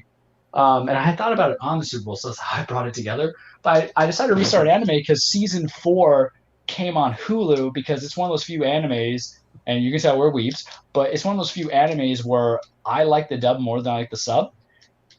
I have gone back into My Hero Academia, and it kind of oh, correlates with everything because I've been reading X-Men comics, and it's basically the manga version or the anime version of X-Men, even though X-Men did try to make a anime version on G4, not as good. Um, it's still enjoyable. It's still endearing. I don't understand how anybody likes Bakugo. I think he's just like any. He's just a dick. Lack of a better word. Todoroki's good. I like Tokiyami. Um, Deku's fine. Uraka's cool. Yazurozo. I wish they. I wish, and I know this is against the counterculture, but I really wish Japanese anime wouldn't sexualize 16-year-old girls. You know what I mean? But it's weird when you put it all perspective. It's it's scary, but Japan. It's their yeah, I thing. know. But hey, if I called out Tyreek and I called out Antonio Brown, I call out Japan too. Sorry, Yeah. Japan, I'm not trying to create a war with you. But sometimes you gotta do it. It's okay. But it's enjoyable for those who have not watched it. I don't want to say it's the next big thing. Um, be the Untitled Action Bronson show with the absolute best pure cosplay with this issue. Yeah, pretty much. It has its enjoyable, but basically everybody has a quirk. It's like the equivalent of mutations, and then it's a story about one person, one kid who did not have a mutation, or not mutation, but a quirk, and is gifted the quirk from the world's best hero who's coincidentally dying. Good action, endearing characters, great fight scene. Season 2 is just so good when they're fighting Stain. Man, you guys got to really get into it. Season 3, I don't want to say season 3 was a letdown. It wasn't something I remembered that well. So that's what kind of prompted the rewatching because I've heard nothing but good things about season 4 when they bring in Overhaul. So I'm like, I'm ready. I like me a good anime, one that's kind of weird but also grounded. I'm also going to start your show as I work out, so that should be entertaining because I'm thinking My Hero Academia will be my TV show during work where I'm listening to the sound effects, and I'll do yours probably when I'm exercising. But that one's in sub, right? So I should probably Yeah. reconsider my life Yeah. You because got to read it, but yeah. Yeah. it can be done. It can be done. But Yeah. I don't know if you've watched it, but I always tell people give it a go. It's kind of been the hot thing lately. I also have to finish Black Clover. That was really good. I only got to 50 episodes there, but Hulu I think has a nice variety of anime too, and I've mentioned them before as non-sponsors. I know everybody's trying to find Netflix is trying, but it's because they're making their own stuff, but it's not good. I don't know what it is. Yeah. I don't know if it's Americanized Yeah. anime just never succeeds, I, but I, then th- that's a falsity I think it's kind because of both. there's I think they troubles. commission some of them, and then some of them they're actual other established shows. There's one called Psyche K, which is pretty good, but that one was originally just an anime, and then I think they commissioned an extra season or an extra 6 episodes, which is good because I like that show. So I'm hoping that's something that Netflix does. It's some anime that could continue or have an extra few episodes, and they could just commission them. Yeah, these are popular. Well, of course, nothing that's serious. That's you know that might retcon some things or affect the storyline. It just depends on which anime, and some of them are mangas, and it all Well, depends. I don't know they've if it's which done ones. well with recommissioning, and I'll use that word, or redoing the old shows from the 80s, like She-Ra and Voltron. Never watched it, but Yeah, I've heard excellent things, and Carmen sometimes you San can't go away Diego's from the back. masses. Yeah, they got a bunch of Yeah. stuff that they're doing. But I'm excited for Netflix because they seem to be the only platform that knows how to do video game shows. Because Castlevania is actually really good. It's just Yeah, short, yeah. and Sonic the they're Hedgehog. commissioning Sonic. Yeah, no. I'm ready. I'm ready for. Of course, they're gonna have a new voice actor. I think that might be the impetus of why this other guy just quit. Or I don't know if he quit or if he just kind of they're. I don't know if he quit or if he just kind of they're not renewing his contract. So He the probably it probably just didn't renew his contract because they yeah wanted yeah more no. fun. And every time they do a new show, that's when they do a new Sonic voice because like the Sonic X guy was when that's they changed the voice One in of the them video was games. Urkel. Yeah, and then like yeah, it was Urkel, but that was like before he had a voice actor in the video games. So then Yeah. he had the voice actor in the video games for like Adventure 1, 2, and then Heroes. And then they got the Sonic X show, and they got the new guy to start because they started that show.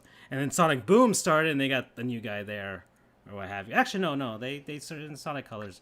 Either way, they were planning new shows and new things. So I think that's why they got this guy. Some people were thinking maybe it'll be the guy who voiced him in the movie, but I don't know how much he's asking for. I'm sure Ben Schwartz isn't that expensive, you know? John Ralphio is a gift, and we need to enjoy him all the yeah, same. yeah. I wouldn't mind. He did a pretty good job in the movie, so I wouldn't mind him being in the TV show. But we'll I see. just want to know who they get as Knuckles because I imagine he needs that deep voice. And Yeah. listen, I know, and I might be overkill. I need Ving Rhames to voice We Knuckles just for my humor. we need some. Well, Knuckles is the most memeable of the Sonic characters, so we need somebody good. You know, you got the Odo Yeah. from Sonic Adventure that gets memed. You got Uganda The way. Knuckles. You know the And we way. need that reference in there. Yeah, They have exactly. Tails actually sound like Tails though, because I for this is how we're gonna date ourselves here. Do you remember the original Disney Sonic TV show Oh yeah. where he was eating chili dogs and stuff? Not Yeah. Sonic X or Sonic Yeah, Adventures. that was Steve Urkel when he did the voice. Yeah, exactly. You know, Man, and that he was Sonic says, you know, we learn about sexual harassment from Sonic. You know. yeah. But we definitely went off that tangent there. But yes, so My Hero Academia, if you want something that's pseudo grounded, but still about the typical hero origins, endearing characters, good cast of supporting characters, that's sometimes the problem. I would also say some of the problems of anime is that you like supporting characters more than you like the main characters. I don't Goku, looking at you, Dragon Ball Z. I don't see that the issue here. Definitely watchable. I'll get to season 4, but I'll just do this as the rewatch for work if I'm doing whatever I got to do. Background noise is waiting for time to go by, or if I'm exercising. And then, there's that. Promo code plus ultra. All right. Cool. All right. We're finally. Have you watched My Hero? No, I haven't. I hear good things. I just haven't been able to sit down and do any That's episodes. because you're charged with finding the real gifts, such as Kentaro. Yeah. Well, I've just been focused on video games. That's been my thing. I can't sit down and watch anime when I still gotta, play Metal Gear Solid or whatever. I just can't. I just can't do both at the same time. Because sometimes you'll have a game. You can play a game with like something in the background, but I gotta pay attention. I can't pay attention to both, especially if I want to get the storyline. So, no, that's what's going on. All right, so finally in this back half, we go off on tangents. This is what happens when Andrew's not here either. We just start going off on anime and video games at some point. So I need Gottlieb's Goons right now. I need to do this because you Let's do it. did a non-sponsor for City of Tampa for Andrew, but I gotta make them goons. I gotta make them goons. All right. This has really. Can you retell the episode as like we hate Tampa? Well, yeah. That's really what it is. This entire episode. God, man. Like if Andrew listens to it, he's like, "What the hell is this?" Yeah, I'm two horrible days in the city of Tampa. Basically, has colored me for the rest of the life of hating it. I'm just gonna hate it. I've been there. I've been back there once with my dad when we were gonna see the Rays, what have you. But it was fine. Think about it this way: no one enjoys a prostate exam, and that's what it felt like. Yeah. So no. Tampa is just it's a crappy city, and their virus protocols were severely lax over the last weekend. Severely lax. I'm not gonna go near that place. Sure as hell not. what have you. Believe what you want out there. I don't give a shit. It's still out there. It's still out there. You may not get sick. You may not, or you might get it, and you won't feel a thing, but somebody else will.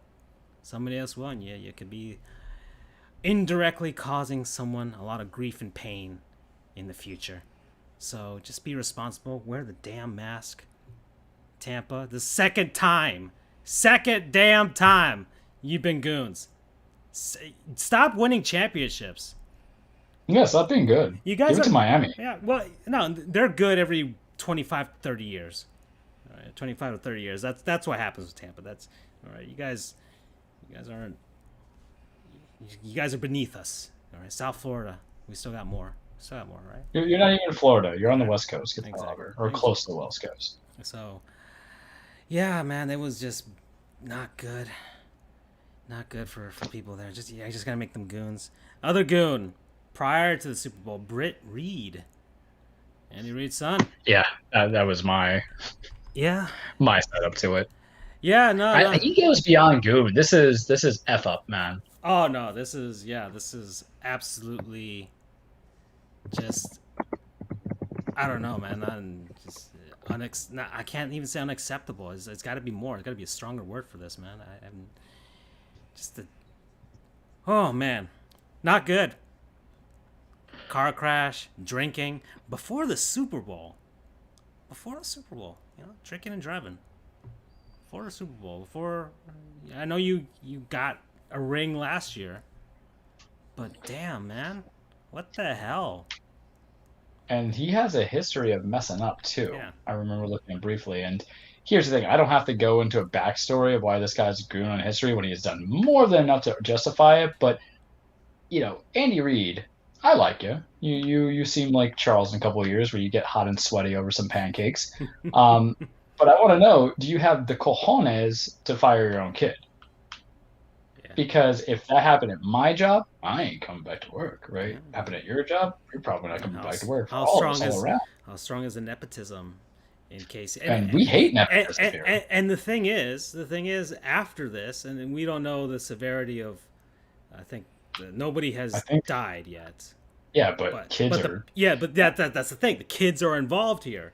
There's a commercial right now of drinking and driving with like a sweet little girl, what have you, and this guy at the bar drinking and stuff, and then you see like the teddy bear on the road after the crash. Like that's literally what happened here.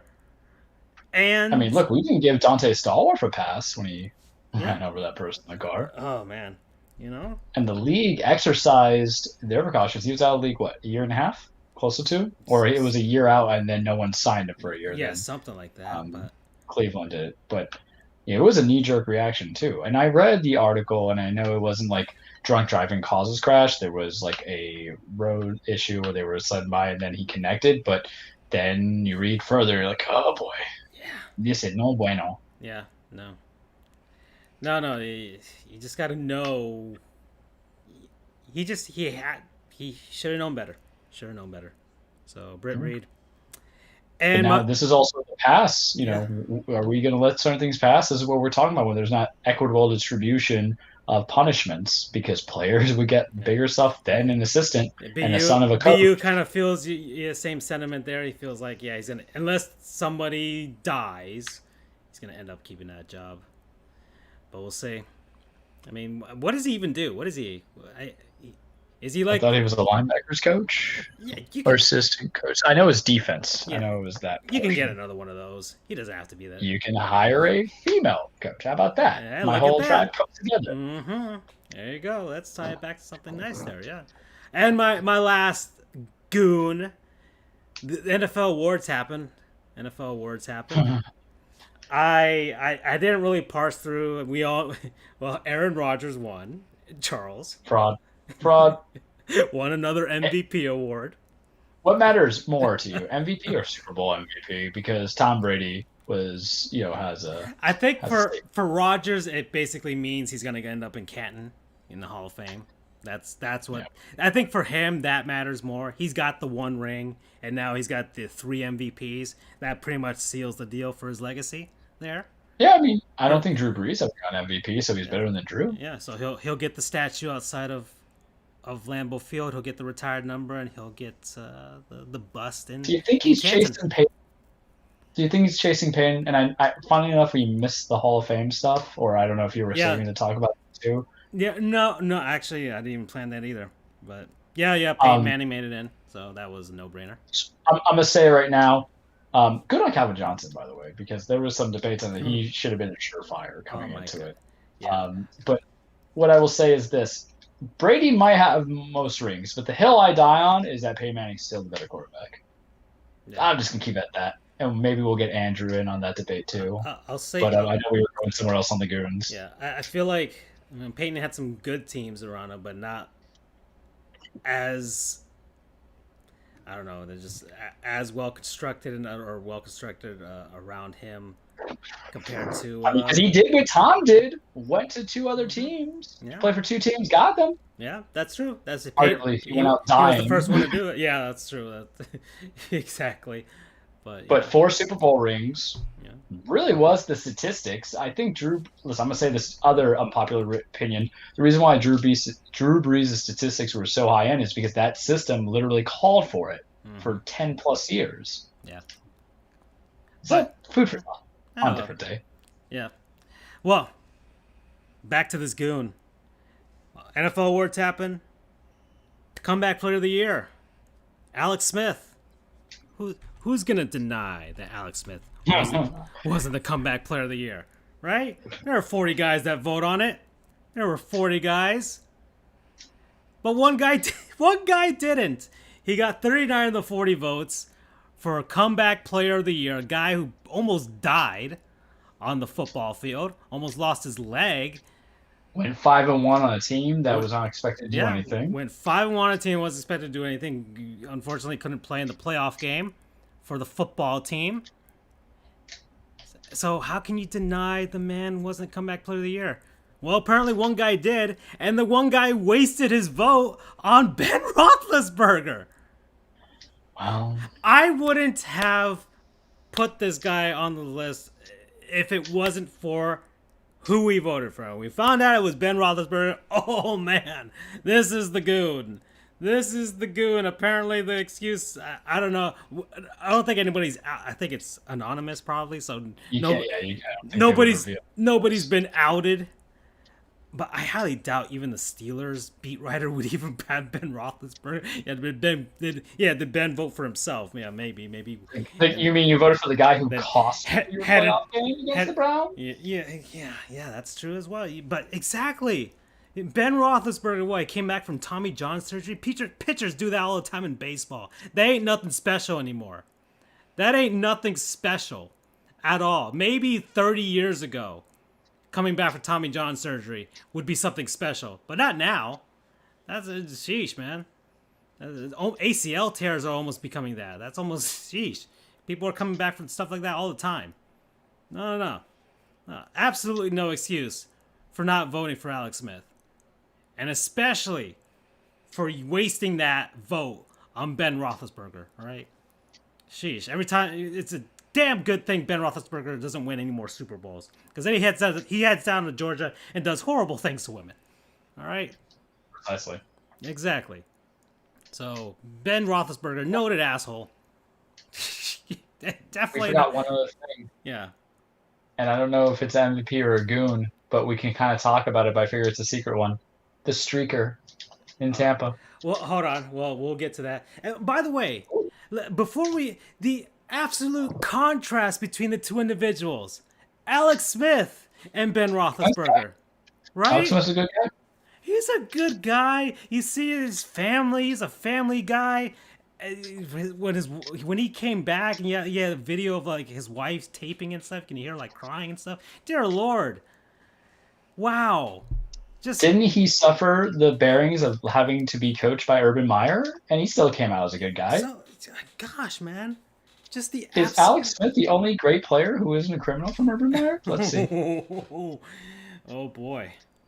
Yeah. It's going to be fun when he's coaching this year. I'm just saying. The petty train is going to be strong. I want to see that 30 for 30, the University of Florida. for that time period. Yeah, the Aaron Hernandez era, Tim Tebow era. I want to see that. Okay, but yeah, man, that was just a straight up goon. You one guy. We'll find you. We'll find you. We will. And is that a thing where you question whether or not there is any kind of objectivity in any kind of voting of that nature? Because you get that in the Year Association Awards, you get that in the Hall of Fame. It's like the same guy who didn't give Ken Griffey the unanimous vote because they Exactly. felt everybody was going to get him in. I'm like, no, it's not the collective. Yeah. It's you being part of the collective Just because that matters too. yeah. You're just trying to be a dick. Just be that one guy who's just a fucking dick. Or that he didn't feel comfortable giving comeback player of the year to a team that got the playoffs but didn't have a winning record. But here's the thing: comeback player of the year does not still give it to mean Ben. has to be yeah, but it doesn't have to be indicative of the team that had a winning record versus a losing record. It's the most useless statistic. You could have a guy who is on the 1-11 Jacksonville Jaguars get the Walter Payton Man of the Year. Don't deprive it of him because of the record. Yeah, comeback player of the year is essentially, it could be for any reason whatsoever. You come back from a serious injury, or you were horrible for like so many years, and then suddenly you became like the best, like Jose Bautista. He was like a horrible batter when he was like a bunch of other teams. He heads to Toronto, and suddenly he becomes amazing because he changed a bunch of stuff. So that's comeback player of the year, or Jaromir Jagr. Just he won comeback player of the year in the NHL, essentially. And it was because, gosh, man, he was like 40 years old and he came back and it was like, wow, he's still doing stuff. So there's different criteria for it. There's all kinds of reasons for doing that. But man, Big Ben, of all people in the NFL, why I don't get Tommy John surgery, really? Versus the man who's like, I might not even be able to see my kids. Yeah, I may not be. I may have a prosthetic for the rest of my life. Woo! Yeah, that one pissed me off. That one legitimately pissed me off. I'm like, wow. It's just silly. Yeah. You need votes. You need that vote revoked when that happens, man. That is somebody who generally does not think of things objectively at all. Okay, where were we? Sheesh, man, I went on a rant, but man, that was awful. Let's see. We are very hate-filled people when Andrew's gone. Yeah, well, this is the time to get the petty out, man. This is the time to get petty. This was it was the Super Bowl in general, man. It was a petty Super Bowl. It was just awful. It was sheesh, man. I had to go to Dairy Queen in order to make me feel good about it. I had a big giant steak. It wasn't enough. I had to go to Dairy Queen and get something sweet. Got that Royal New York cheesecake blizzard. That was a good one. They had a red velvet one, but they ran out of freaking red velvet pieces. I was like, ah. Listen, red velvet is one of those weird things. When you don't want it, it's fine. But when you want it, nothing will stop you from getting it. Mm-hmm. And indeed. Let me get another one out of these. We got one of these out. Let me. I haven't done this one in a while. I've been sitting on it for a long time too. For a long time. I haven't done a. Actually, have I done a Let's All Y'all? Well, we did one last week when Hank Aaron died. Yeah, let's do some for somebody who's alive. Let's haul y'all. Let's not be sad. Yeah. Too many people have died this week. Let's haul y'all. This one goes to a hockey player, Yari Curie, National Hockey League. Let me type that in here. So, class of 2001, right winger, drafted in 1980, I believe, 69th overall. The nicest pick of that draft. Big nice. Mm-hmm. Played for, most notably, the Edmonton Oilers during their dynasty years. Also played for the Los Angeles Kings, the New York Rangers, the Anaheim Mighty Ducks, and the Colorado Avalanche to end his career. And yeah, man, this guy was in a team comprised of a ton of legends. Wow. I mean, he would be a legend on his own on any other team, but you kind of see kind of a little buried behind, Mark Messier and Wayne Gretzky of all people there. But man, those Oilers teams were super stacked. Just the entire team might as well have been, and they basically are all Hall of Famers. But yeah, man, this guy, he's one of the 100 greatest NHL players when the NHL had their 100th anniversary celebration. So he's one of the guys that ended up being there. He is in the Hockey Hall of Fame. He is also in the IIHF Hall of Fame, so the International Ice Hockey Federation Hall of Fame. His number 17 is retired in Edmonton. It is also retired for the team that he played for before entering the NHL, which was Jokerit, which is he's from Finland, so part of one of the Finnish leagues there. And his number is also retired with the Finnish national team. He was the first great Finnish player in the NHL. Because around the 1980s was when you started seeing more Europeans entering the league. So for the longest time, a lot of things with the Soviet Union stuff, a lot of really great Eastern European or players like that were denied entering the NHL for reasons. And yeah, 5 Stanley Cups with the Edmonton Oilers in those dynasty years. First Finn ever in the Hockey Hall of Fame. And because he was in the NHL, he didn't get to play in a lot of international tournaments because especially the Olympics, because the NHL didn't go to the Olympics until 1998, where he won a bronze medal around the end of his career. And he ended up being the owner and now general manager of the team he initially played for in Finland, Jokerit. So it all came full circle for Jari Kurri.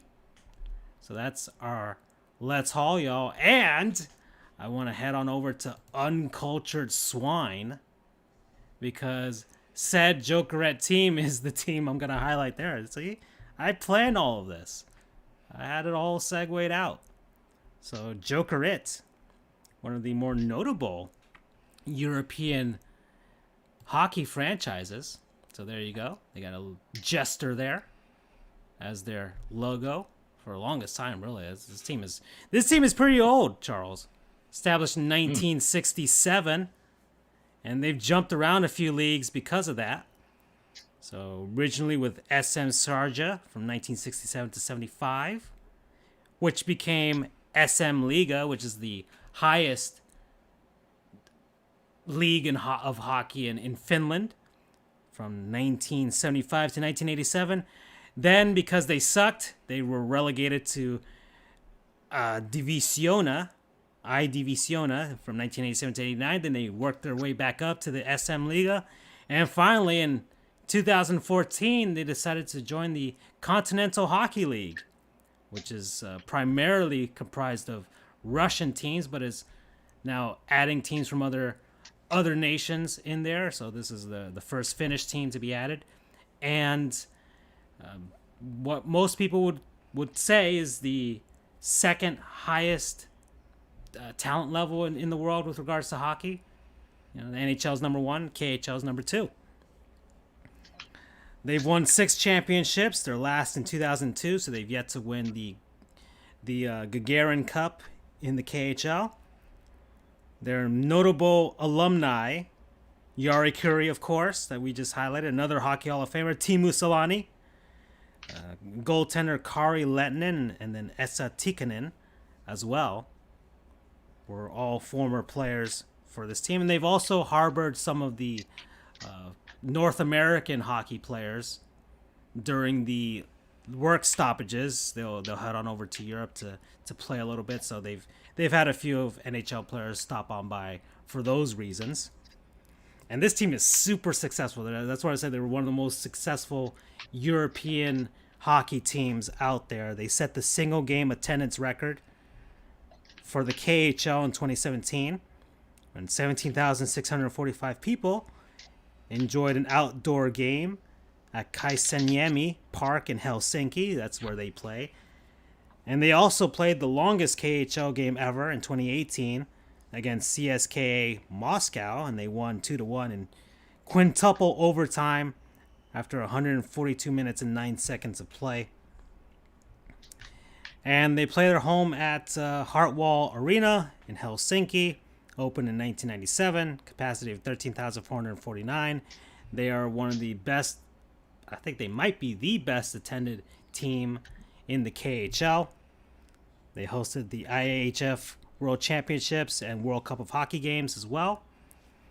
And they hosted their first two ever NHL games, regular season games, back in 2018 when the Florida Panthers took on the Winnipeg Jets. And they chose those two teams because at the time, of course, now Alexander Barkov for the Panthers is a Finnish national. And Patrick Laine, who is now with the Columbus Blue Jackets, was part of the Jets at that time. And, of course, he is Finnish, too. So they got basically the two biggest Finnish stars to play against each other. And, yeah, those are my two bits there with Let's Haul Y'all and Uncultured Swine. So I feel like I learned a lot. Yeah. Some we planned some stuff. It wasn't all just about the Super Bowl, but because sometimes football's just not that interesting. Well, the Super Bowl just wasn't that interesting, so there are reasons why. I want to get some of these out of the way. I've been hanging on to these for quite a while for the last few weeks, so I'll finally get them out. All right, Charles, we are down to the last part of the show. Are you ready? You ready? Are you saying that we're in a countdown that could possibly eliminate options? Because that might be relevant to the wrestling world, folks. Really? So I am ready if you are ready, sir and good mighty. Yeah, we're ready. My graphic on, let's see. Yep. Welcome everybody to your weekly Truplex, The Cage with Charles. Standard disclaimers, we all know wrestling is not fake. It is scripted. It's a stage fight. It's song and dance and ballet and poetry and motion. It's the stories about men and women chasing championships, chasing glory, chasing WrestleMania dreams for relevancy. It's also about people just wanting to beat the holy crap out of each other. And right now, everybody kind of want to beat the crap out of each other, despite the low ratings. But what's also wrestling? A comedy. It's a comedy because when you have a woman missing a leg drop on an apron, screaming, ow, my butt, and then about 15 seconds later goes and says, ow, my hole, boy, do I laugh at cheap comedy. And so does Vince McMahon. So here we be, folks. We talk about eliminating. Well, Elimination Chamber is upon us. I think it's a week from Sunday. They've already started out the cards in the WWE world. What do we know? For some reason, for some God-forsaken reason, of things that make no sense, not all the main titles are going to be in Elimination Chamber. What's the Elimination Chamber, you ask, Charles? It is a steel structure of doom, of destruction, where people enter a pod. It's going to happen February 21st, but we're going to talk a little bit about it today because there's not as much to talk about in the wrestling world yet, in my opinion, so we can kind of talk about it. The Elimination Chamber has people entering in that chamber, about 6 people, and it's in a, you can't see me, but quotation marks, random order selection, who comes in, who comes out, and the last person standing essentially is your new champion. The one thing I don't understand and why we're in it is because the build has not been that good for Elimination Chamber. Remember, the Royal Rumble was just last week. Edge had won it. Charles loved it. Made me feel all good, warm, and tingly inside. I definitely do not understand the internet community because God knows they're pissy pants all the time. But anyway, they announced the Elimination Chamber for the Raw segment yesterday. It was a low Raw, by the way, 1.7 million in the ratings, which is no bueno. You don't have Monday Night Football anymore. Who are you going against? The news? Yeah, get more people in there, man. Stay away from the news. Come watch us. But they announced the WWE Championship. By the way. Oh God! Don't do that. I need some meme coin, man. Doge. Don't do it for the meme. Don't do it for the meme. That's been like a certain thing with my other group chat. I threw $10 at it. Come on. You know what $10 can get you? 2 bacon chalupas at Taco Bell. Um, I just saw the so commercial. as you see in the yeah, as you see in the graphic in the background, you have already the 6 announced entries. So I believe it should always be this for the Elimination Chamber. I believe title should be defended in there. The last couple of years has been for number one contender spots in the Royal or not the Royal Rumble, but leading to WrestleMania, and that bothers me because why would I want to go through steel and destruction and breaking through glass pods and trying to survive five other superstars or wrestlers, depending on what Vince wants to call them throughout the day, if all it's going to leave me a contender shot when contenderships could just be given at some point, earned, whatever throughout the weeks. But I'm already kind of hating it because we got Drew McIntyre. We know I want Drew to drop the title. I have not been liking his second run. He had to face Goldberg. It was bad. He was doing something with Sheamus, the guy who looks like he came out of Assassin's Creed Syndicate. The white shirt, the red beard, the little bowler hat, looking like he's a mean, green posse over there. Great wrestler. He just turned on Drew. So why don't we just do that match Elimination Chamber and then we do the chamber matches for the women's championships and maybe the SmackDown championship because the whole storyline of the building into everything is that has Edge decided who's going to face at the Royal Rumble and now they're doing it with Bianca Belair and it's like hey, who's Bianca going to go face at the Royal Rumble? But let me enjoy the Elimination Chamber because this is your last chance to make me believe that there's going to have some impact and relevancy going to WrestleMania because the pay-per-view after this is Fastlane in March, and we know nothing's going to happen. Maybe you have a mid-card title change, but the WWE Championship is not going to change in March. And my problem is you already had Drew and Sheamus just about to start a feud, and now you're including a whole bunch of these other guys. Once again, we have Randy Orton interfering, or he's going to be in the match. Well, we're waiting for the Fiend. He toasts the guy alive the same way that Francisco toasts his Arepas and how we toasted the town of Tampa Bay. Sorry, it happened, or the city of Tampa Bay. You have Jeff Hardy, who is fine, but he hasn't done anything the last couple weeks. He was jobbing out to Elias and feuding for Elias and then beating Elias. AJ, we like AJ. Charles not going to say ill will. He's the one I mentioned that can give me a 4-star match and a handicap match with my buddy helping out. Miz has been booked as a loser. So I don't understand what he got to be in there. But then you see him with the Money in the Bank briefcase. So he already has the briefcase. So unless you're going to do the ultimate swerve, which would be have him first eliminated, and then at the very end, have Drew beat out everybody, and then have Miz cash it in. I'll tell you right now, I would love that. Because it's like the ultimate FU and a great way to kind of defend that reign. But what I'm saying is a lot of those guys are not exceptional choices to consider. And mind you, the Raw roster is a little bare, but it doesn't fit per se, especially if you're going to feud with Sheamus and Drew. Not a big fan of it. Wasn't crazy. What I am a big fan of is they announced it yesterday because there's mixed storylines coming in where they're going to have Bobby Lashley, the man who I think literally eats children so he can have the best traps in the world, who has been booked better than Drew McIntyre as a United States champion because he just wants to murder you now. He's part of the Hurt business, and boy, he is the CEO because he put on Hurt. Look at this man. He is scary. I still dream for the dream match of Brock Lesnar versus Bobby Lashley, but man, the way you're booking him, I like it. He just wants to hurt you. Please. They have him, Keith Lee, and Matt Riddle in a triple threat for the U.S. Championship. And right now, yes, I understand it's a copy and paste of what we had Friday on SmackDown, which was Big E versus Sami Zayn versus Apollo Crews in a triple threat for the mid-card title there. But there's a difference. This is just beginning. Even though Riddle and Lashley have been feuding, and Lashley and Lee did have a match a couple months back to which Lashley low blowed him, the Big E match resolved itself because now Sammy has effectively been pinned twice or has lost twice and has opportunities for a rematch. Now you can go feud with Apollo and Big E. But this match I'm about because it's a different set of styles. You have Bobby Lashley, who's just murder Ton 3000. You have Matt Riddle, known as Riddle because Vince doesn't want you to research his first name, Matt, because that's when you see the sexual assault charges, or not charges, necessarily not charges, or redacted claims. So, they want to hush that publicity. So that's why he's Riddle, who is that kind of Spicoli-esque, Fast Times at Ridgemont High wrestler, talented wrestler, kind of funny. It's a different dynamic. He has a very MMA background. And then you have Keith Lee, who I was big on in the NXT, and Vince has ruined him. Fat shamed him a little bit, I think, by giving him a singlet of an attire when he used to wrestle shirtless. I wouldn't mess with Keith Lee. I wouldn't call him fat. He'd beat the hell out of me. But putting into a triple threat match, I think lets Bobby still kind of be protected if he loses. leads him to Mania or allows him to lose that title, but go back and challenge Drew properly. Because they had a match in June or July at Extreme Rules, but it was a one off, and I felt like it should have been more. But the way you've been booking him as just a destroyer, especially how he was in the Royal Rumble, there's potential. And the great thing about triple threat matches is that you can get a diverse set of styles because it's not the three guys trying to beat the hell out of each other nonstop.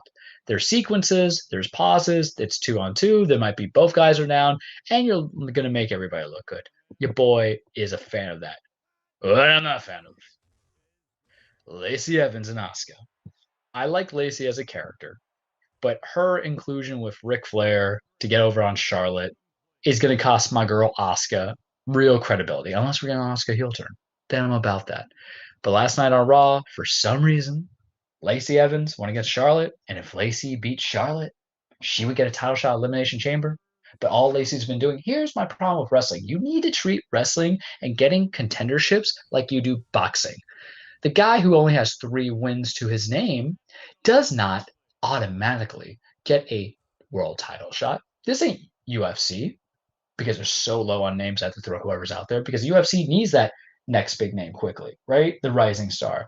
Boxing's a slow man sport, man, and not slow in the art of the style, but the art of credibility. You have to figure out who to appoint, and I feel like that should be with wrestling because if you have too many people who just don't deserve the opportunities, how are we going to know as viewers if they're lower card, if they're mid card talent, or they're main event talent if you keep hopscotching them? Lacey had been losing in the tag teams with Peyton Royce. Now she's going over on Charlotte because obviously Vince sees something in her, and there's something there. There's some talent. Her ring work is still very green, but the character work, because here's the thing about wrestling. Sometimes you're a good wrestler, and sometimes you're a good entertainer. And the WWE stands for World Wrestling Entertainment. So if you fill one of those qualifications, you can get that paycheck.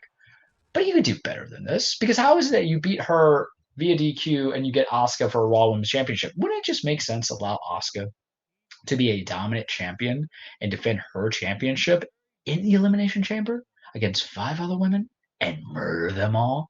And then you can give me Charlotte and Asuka for the title at Mania. Again, I understand we're replaying it, but all the best rivalries had multiple matches at Mania. Austin Rock. They went 3 times, baby. Taker Michaels. Taker H went 3 in different generations. You gotta build it. They don't want to do that. And I talked to my buddy about it earlier. I think Lacey's going to win. I think it'll be chicanery that happens. And then it's just going to be a way to take the title off Asuka, which it is probably time to take that title off of her anyway. She's had it since Money in the Bank when she basically won it in Money in the Bank, but the briefcase was really the title and not a title opportunity because Becky Lynch got pregnant or was pregnant already. But I just can't get behind it, man. And it's that illogical booking that I kind of hate. What I will leave to this to the future, because we're going to go to some other stuff. We're going to go to New Japan. You know how I feel about New Japan. Got a little, man crush on those guys there. I leave it at this, where there's still time to build it and make it interesting, but now's the time where you need to integrate that pay-per-view to other storylines for WrestleMania. I need a clear vision. What I need you to do is fix the tag teams. Who do you want to represent Raw or SmackDown for the tag team titles? What are we doing about Edge? I don't want to wait 2 months for Edge to make his decision. It's pretty clear cut. It's going to be him and Roman. I believe I sent you the promo of Roman screaming, saying he's playing games with me, and he just shouts, "Why would you play games with me?" to Edge. We want that because I think it's a better style clash. I think there's a better story being told. One's a tribal chief. The other one is the guy who miraculously coming back and he's going to be murdered by the tribal chief, and that's what you should do. By no means should Edge win whatsoever. If he does, I'll live with it. But you got to get that heat on that heel. And to beat the guy that everybody loves, who has this feel-good story, is just miraculous. And also, I'm intrigued, Francisco. I'm intrigued of what we're going to do with Kevin Owens because I thought it was done. And he shows up on SmackDown, just stuns Roman and goes on. Is him and Edge going to work as a tag team against Uso and Roman? I'm okay with that for Elimination Chamber, which is almost a throwaway pay-per-view. I'm okay with it. Or are we going to tease me, because you talk about slutty pancakes, we're talking about slutty wrestling, not a bra and panties match. Are we gonna get my toppings going by possibly finding a way to extend Owens and Roman into a triple threat match at Mania? And you might say, Charles, is that excessive? Well, I'm a glutton, baby. That's what happens because I think it protects Edge and his ring rust because there was some ring rust there. Not at the Royal Rumble when he had his match with Randy Orton, and it continues a feud where both men could just kill each other and Edge wins, and it's like okay, that's fine. It all makes sense, and then allows a further story to proceed. So I'm intrigued. Going over to Dynamite because there's nothing going on with Impact. Mm. Um, I implore everybody to watch Being the Elite. Not all the time, but to watch it for the Dark Order segments because that's where some of their stories are actually developing, such as the Dark Order falling in love with Adam Page, wanting him to join, and then he's not going to join because he's been hurt before by being in the group because he was part of the Elite, and they're obviously looking for the Void since Brody passed. But now Matt Hardy, that's right, the brother of Jeff Hardy, who's in the Elimination Chamber. Look at that all comes together. Is trying to recruit Hangman Page for the big money Matt Enterprise. And so in the Being the Elite segment 5, so they're writing out these Valentine's Day cards because Valentine's Day come around. Get your boo something like a Henry Handy shirt at our Sports Group website or our Fire Thighs shirt or a hoodie. I think we make hoodies. Francisco hasn't made anything for himself. I think he has a lot of quotable stuff. Would you really got to put yourself out there? I mean, I'm a slut for pancakes. Really could be your motto. Oh, I will do that later. We'll do that later. Yeah, there's stuff that you can go into. We can go. You need to expand it, because you're so good at everything. A master of all, man. So they're writing things, and all of them write like love letters to Wardlow, who's like this big like jack dude, and Stu Grayson. And I don't know if it's stage. I don't know if anything's like I mean I know it's stage, but it's like pre-written. But he's talking about his Valentine's Day card for Wardlow, and it goes, you pull hard, you push hard, you are hard, and so am I. That's like the card he gave, and I died. I was on the ground. I was just done. But 5 goes to Hangman to give him his Valentine's Day card because that's who he chose. He goes to Wardlow. Wardlow's like, "Where's my card?" Because everybody gave Wardlow a card. He's like, "Where's my card?" He goes, "I'm sorry, you're not my type." It was just so funny. And then he goes to Hangman. Hangman is kind of like in a way he doesn't even see the card, leaves it, and then 5 puts it into Hangman's jacket. And of course, in pure soap opera, because wrestling's a soap opera, Matt Hardy sees it, reads the letter, rips it up so Hangman can never see it. Because even though Hangman Page broke the hearts of the Dark Order, that story's not done yet. I think I sent you guys that breakup session. It was hard, man. I almost cried, but it was great. It felt like an episode of The Bachelor. I see ABC in the background. That's what it felt like. Choose me, Adam. He hasn't chosen his clique yet. And AEW is getting too faction heavy because I feel like they're mimicking New Japan. And yes, they are still going with the whole co-breeding, as I call it. It's not even interbrand. It's like co-breeding. Basically, we're having 3 ways of wrestling because New Japan's in it. That's how we segue to that. Kenta is teaming up with Kenny Omega to go against Pac and Jon Moxley. I believe that's correct. I forgot who Moxley's teammate might be, but I believe it's that because Moxley is what? The New Japan US champion. We talked about it last week. I'm not crazy about it. I feel like it's going to mix some guys down. And if this is what you need to do to survive in the pandemic world, I get it. But how is this going to set out the storylines coming back all together? So that has its concerns for me. New Japan, though, we have the new beginnings of Hiroshima coming in. The pay-per-view starts tomorrow and goes the next day. 2-night event. Some good matches are going to be there. First one that you're going to have is Hiromu Takahashi versus Sho. I call Hiromu the Japanese pimp because I love his style. He's so flashy. It's like Bootsy Collins in the Japan world versus Sho. It's for the IWGP Junior Heavyweight Championship. Boy, can those guys go. That's definitely going to be kind of like a match of the night that I'll be excited for. I'll make sure to watch it. Gorillas of Destiny versus Dangerous Trekkers. Remember, everything is a faction. Gorillas of Destiny is Tama Tonga and Tangalao, and they're part of Bullet Club, who's also part of the people that you see in the Being the Elite. Like I said, crossbreeding is a bad thing sometimes. We'll talk about that probably in a couple of weeks when it all blows up in our faces, or it's perfect. Dangerous Trekkers is part of Suzuki Gun. We love Minoru Suzuki. He's the king. But they've been kind of going out a little bit. I feel like they need to spice up that tag team a little bit. I don't know if they've been hurt in the amount of challengers to go for that title because of the virus, but it's a possibility. Night 2, that's when it comes into the big match that we talk about. Kota Ibushi versus Sonata. And even though I don't think Sonata is going to win, obviously not, because you can't flip-flop, I think something's going to happen in the match. And I hope something happens in the match where they make the determination that they have to stop having one champion hold both titles as double belts. Because it's not as even he's defending let's say, Kota's not defending the Goofception. It's not defending the Intercontinental title one night and then the heavyweight title the next night, it's at the same time for the double belt. So you're not going to merge it because I think you kind of ruin the legacy of both titles, but I'm getting sick of it. You've done it for a year. It's lost its meaning. Good for Cody for basically being a wrestling god. But they got to find a way. So I think they can kind of split that a little bit going into it. And that'll be interesting. They're also doing so this you find this because we don't talk about that much. They have a 6-man tag team championship. So there's your standard tag teams, which is 2 people going against each other. They do the 6-man, which is 3 versus 3. So Chaos, which Marvel is a faction, pretty much, versus which is Tomohiro Ishii, Hiroki Goto, who I've been watching a lot of his. I don't know why, but lately I've been seeing like, okay, these guys I'm talking about New Japan. I should do a learner goof sometimes on a slow segments, whatever, about the New Japan wrestlers because I could talk all day about the WWE stuff, but the New Japan stuff even informs me and gets me all into it. They're defending that never openweight championship against Bullet Club's Jay White, Tama Tonga, and Tonga Lao. So yes, the same people who were already defending in the prior night, their tag team championships are now going to be going for the triple threat. And I think they win it because why? It brings over the Bullet Club to defend titles in AEW. And it's been rumored that AEW wants to introduce a 3-man championship. I don't like to call it a 6-man tag team championship because it makes no sense. I think Lucha Libre calls it the AAA triples, which I kind of like that a little bit more. What would you call a 3-stack of dynamites? Maybe you can do something like wordplay, like they have the TNT championship. Make it fun, make it cute, do something with it. But that's going to be interesting. Should be some good matches throughout the night. And we'll see from there. And that's, I think, all I got for you this week in the Cage, man. All right. Okay. Well, I think that's it.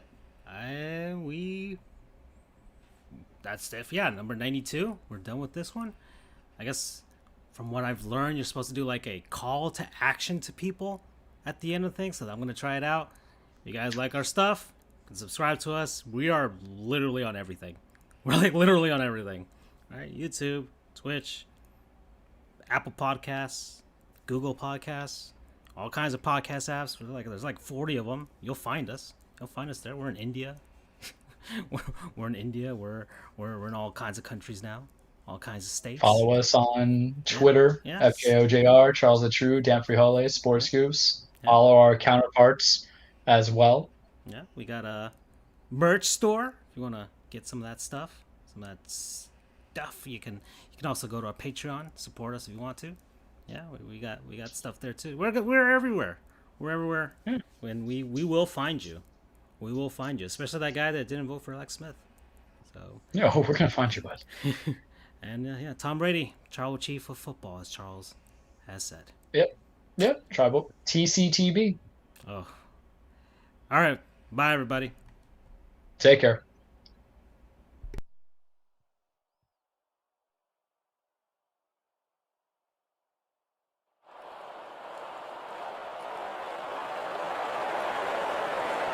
He'll use the shotgun. 25. Hot.